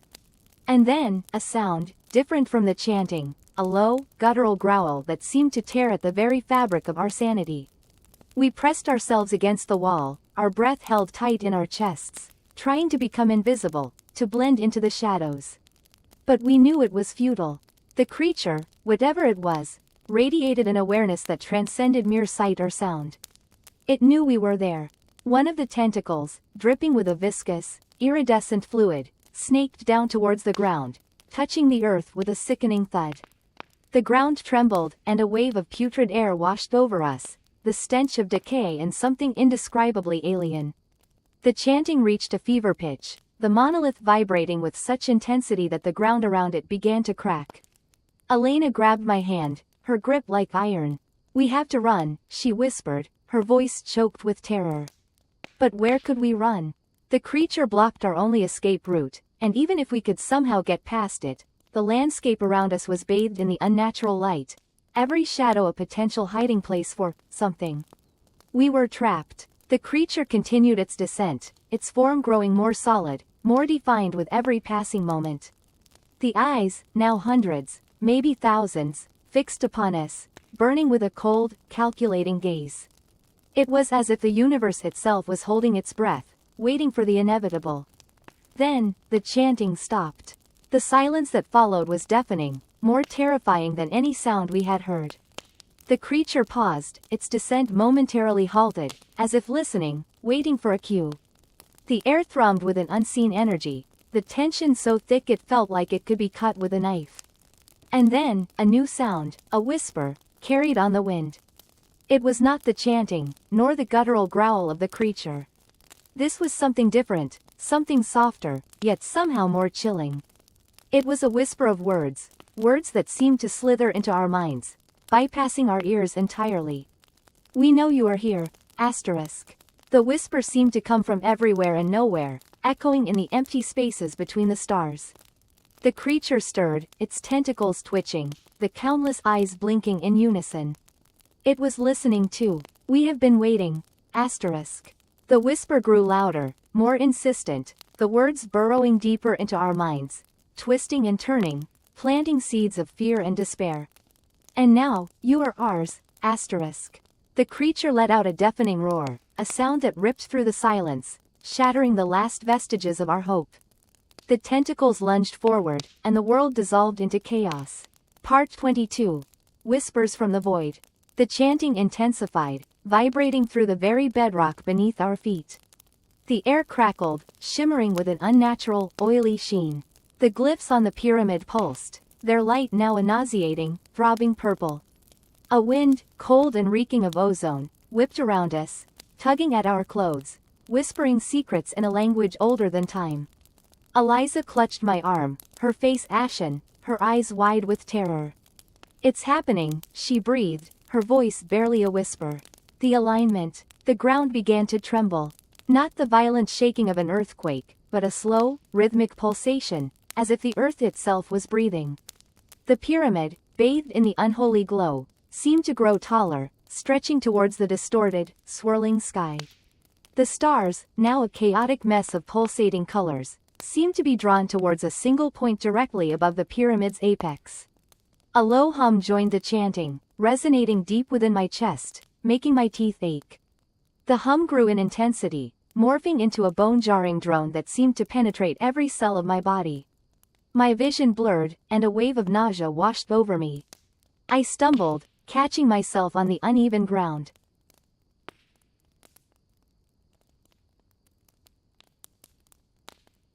Eliza, though equally pale and shaken, seemed to be holding up better.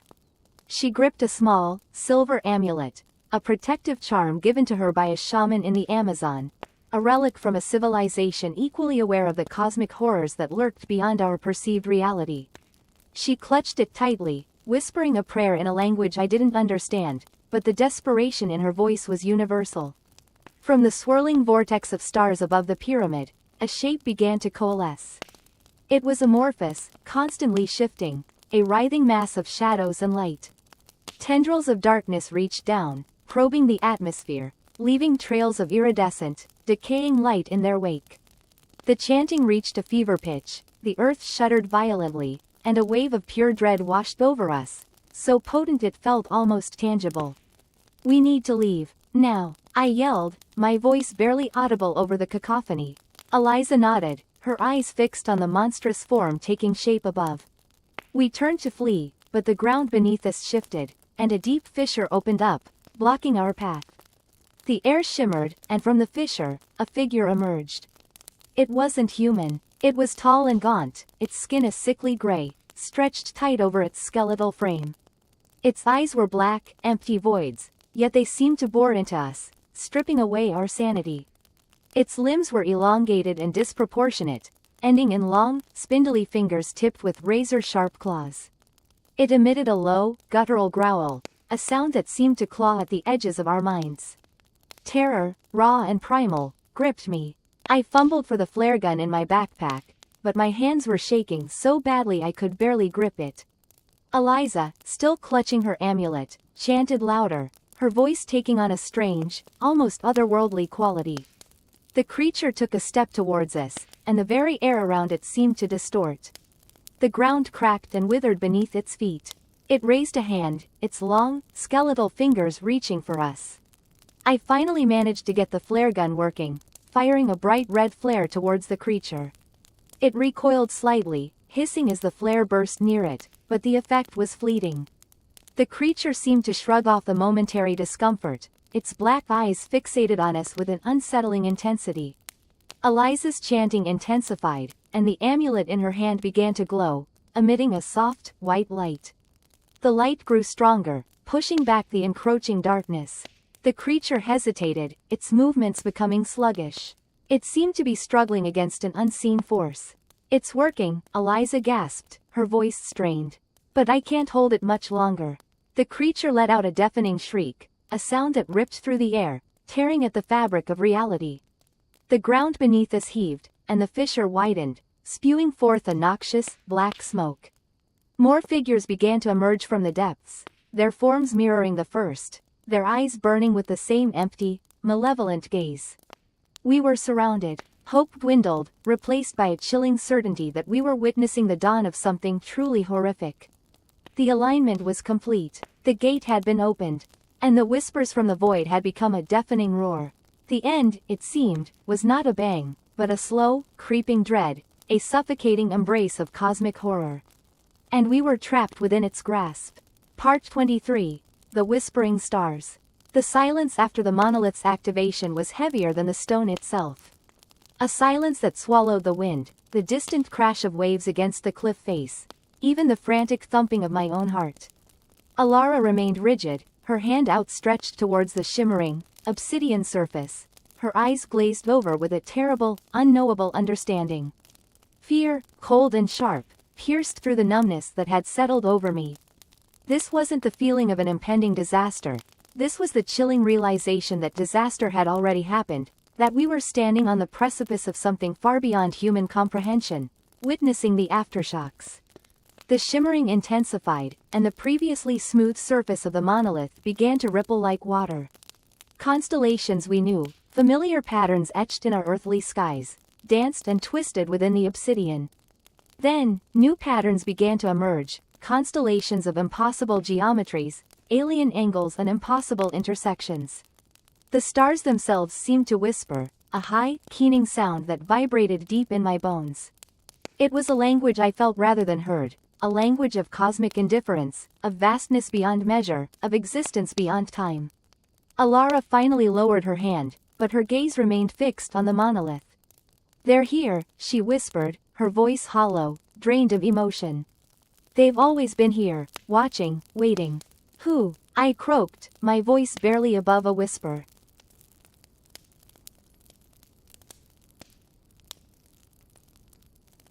She didn't answer. The rippling on the monolith's surface intensified, the whispering stars growing louder. The ground began to tremble beneath our feet. A low, guttural hum emanated from the monolith, resonating through the very air we breathed, through the cliff face, through the earth itself. It was a sound that spoke of power, of ancient, slumbering entities roused from their eons-long sleep. I looked down at the ancient map clutched in my hand, the parchment brittle and worn. The lines connecting the monuments now pulsed with an eerie, internal light, mimicking the shifting constellations within the monolith. The final, unmarked point on the map, the place where all lines converged, our location, now glowed with an almost blinding intensity. This was the nexus, the focal point. The humming intensified, and the ground shook violently. Cracks began to spiderweb across the surface of the monolith, revealing a blinding white light beneath. The whispering stars reached a crescendo, a deafening cacophony that threatened to shatter my sanity. Alara swayed, her eyes rolling back in her head. I reached out to steady her, but she pushed me away, her strength surprising. "They're calling," she said, her voice now a distorted echo of its former self. "They're calling me, us." The white light from within the monolith exploded outwards, engulfing Alara in its brilliance. I shielded my eyes, the intensity burning through my eyelids. A wave of intense heat washed over me, followed by an equally intense cold. The ground heaved, and I stumbled, falling to my knees. When I could finally see again, Alara was gone. The monolith stood silent, the surface smooth once more, the constellations vanished. The humming had ceased, the whispering stars silenced. Only the wind remained, whistling through the newly formed cracks in the cliff face, a mournful lament for something lost, something sacrificed. I was alone. The map in my hand felt heavy, imbued with a terrible significance. I looked at the now darkened convergence point, the nexus. It was a gaping hole, a void in the fabric of reality. The monuments, perfectly aligned, had opened a gateway. And Alara had answered the call. The realization hit me with the force of a physical blow. We hadn't been searching for answers. We had been unwitting pawns, manipulated across continents, across centuries, to activate this cosmic doorway. The monuments weren't a map to knowledge, but a key to unlock a prison. And whatever lay beyond, whatever had whispered to Alara from the heart of the stars, was now free. The silence that followed was even more profound than before. It wasn't just the absence of sound, but the absence of asterisk everything. The wind felt hollow, the air thin, the world itself a fragile shell on the verge of collapse. I knew, with a certainty that chilled me to the bone, that this wasn't the end. It was only the beginning. The whispering stars had been a greeting, an introduction. Now, they would speak again. And this time, the universe would listen. The map slipped from my numb fingers, fluttering down into the chasm that had once been the nexus. I didn't try to retrieve it. There was nowhere left to run. The map was no longer needed. The gate was open, and something was coming. The wind, a mournful whisper through the shattered obsidian pillars of Stonehenge, carried a chilling premonition. Above, the sky churned, a sickly green and purple bruise spreading across the twilight. Alara, her face smudged with grime and fear, clutched the fragmented star chart, its celestial markings pulsing with an eerie luminescence. The air vibrated, a deep thrumming resonance that seemed to emanate from the very earth beneath our feet. Beside her, Father Michael, his eyes wide and unseeing, muttered Latin verses, his voice a shaky counterpoint to the growing cosmic dread. "It's happening," Alara breathed, her voice barely audible above the unsettling hum. "The alignment is completing." From the ravaged landscape surrounding Stonehenge, figures began to emerge. Not the shambling, grotesque creatures we'd encountered before, but something else. Tall, slender figures cloaked in shadows, their forms shifting and indistinct against the unnatural light. They moved with an unnerving grace, their silence more terrifying than any scream. We had followed the cosmic map, a desperate pilgrimage across the globe, from the desecrated pyramids of Giza to the submerged temples of Nan Madol, each monument a gruesome testament to the encroaching darkness. Each site activated, another piece of the terrible puzzle falling into place, amplifying the cosmic resonance. Now, at Stonehenge, the final nexus, the true horror was about to be unleashed. Father Michael's chanting ceased abruptly. He looked at Alara, a flicker of recognition in his haunted eyes. "The gate, it's opening."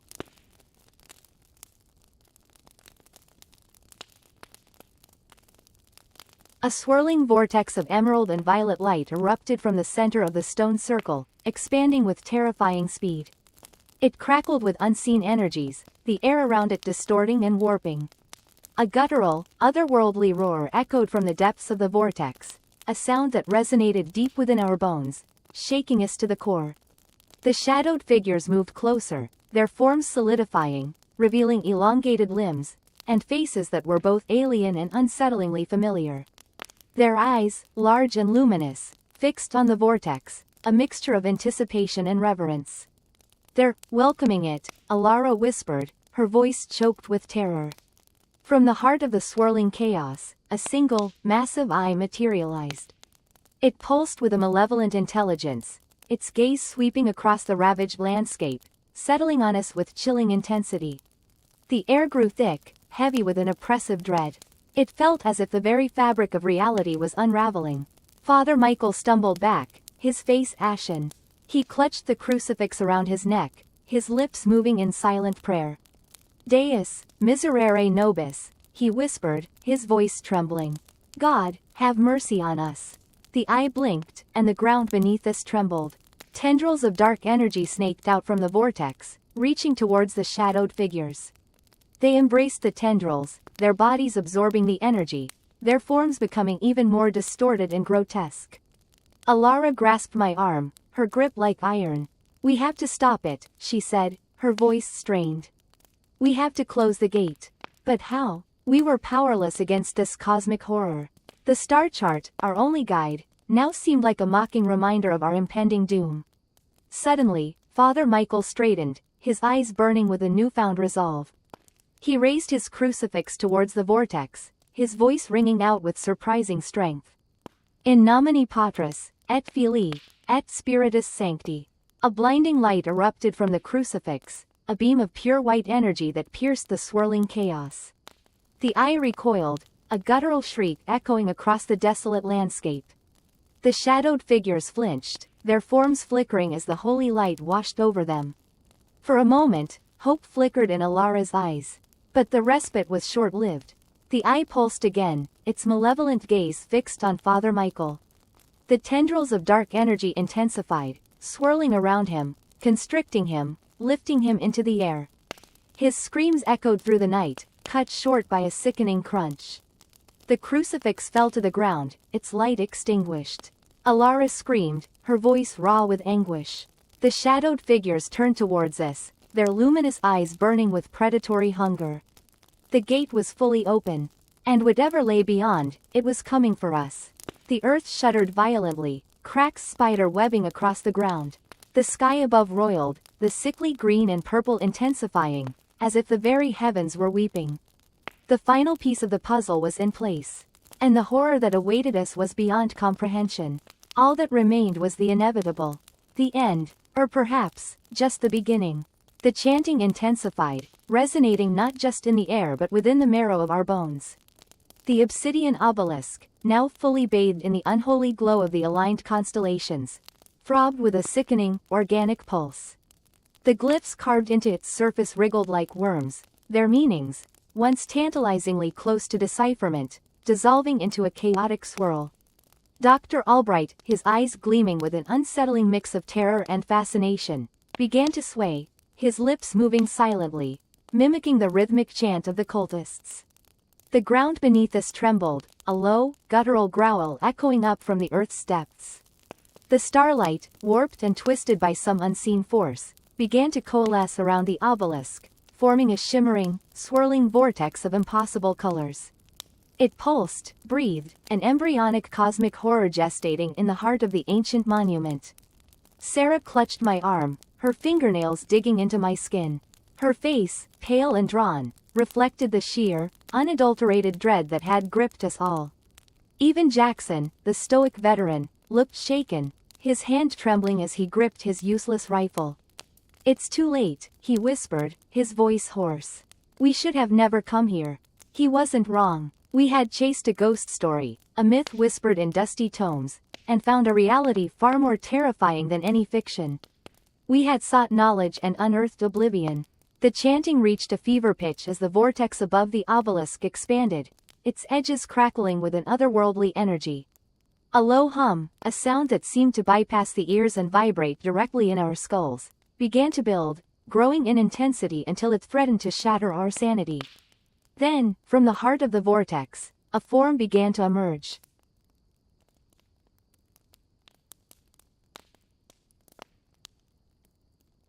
It wasn't a being of flesh and blood, not something that adhered to the laws of physics or biology as we understood them. It was a tapestry of starlight and shadow, a swirling mass of impossible angles and shifting dimensions. It pulsed with the rhythmic beating of a cosmic heart, its form constantly changing, yet somehow, terrifyingly consistent. Tendrils of pure darkness reached out from the vortex, snaking towards the cultists. They welcomed the touch, their faces ecstatic, as the shadows wrapped around them, absorbing them into the swirling mass of the entity. One by one, they vanished, their screams of joy swallowed by the cosmic hum. Albright, still swaying, stepped towards the obelisk, his eyes locked on the emerging entity. He raised his hands, as if in supplication, a beatific smile spreading across his face. "The great old ones have returned," he whispered, his voice echoing with an unnatural resonance. "The time of reckoning is at hand." He, too, was enveloped by the shadows, swallowed by the vortex, leaving only the echo of his chilling words hanging in the air. Sarah and I, frozen in terror, could only watch as the entity continued to emerge, its form growing larger, more defined, more horrifying. The hum intensified, the ground beneath us shaking violently. Cracks appeared in the earth, spreading outwards from the obelisk like a spiderweb. The air grew thick, heavy, charged with an energy that made it difficult to breathe. Sarah squeezed my hand, her eyes wide with fear. "We're going to die here," she whispered. I wanted to tell her she was wrong, offer some hollow reassurance, but I couldn't. I knew, with a certainty that chilled me to the bone, that she was right. The entity, now fully emerged from the vortex, towered above us, a grotesque parody of life, a cosmic abomination that defied description. Its many eyes, burning with a cold, indifferent light, fixed on us, and in that moment, I understood. We weren't just witnessing the return of some ancient, forgotten god. We were witnessing the end of everything. The ground beneath us gave way, and we plunged into the darkness. I felt Sarah's hand slip from mine as we fell, the screams of the earth mingling with our own terrified cries. The last thing I saw, before the darkness consumed us completely, was the entity, its form blotting out the stars, its chilling laughter echoing through the void. Then, nothing, only the echoing silence of a universe consumed. The ancient monuments had aligned, and the cosmic map had led us not to enlightenment, but to oblivion. The stars themselves bore witness to our end, a testament to the terrifying truth that some doors are best left unopened, some knowledge best left undiscovered. The whispers of the past had become the screams of the present, and the future was silent.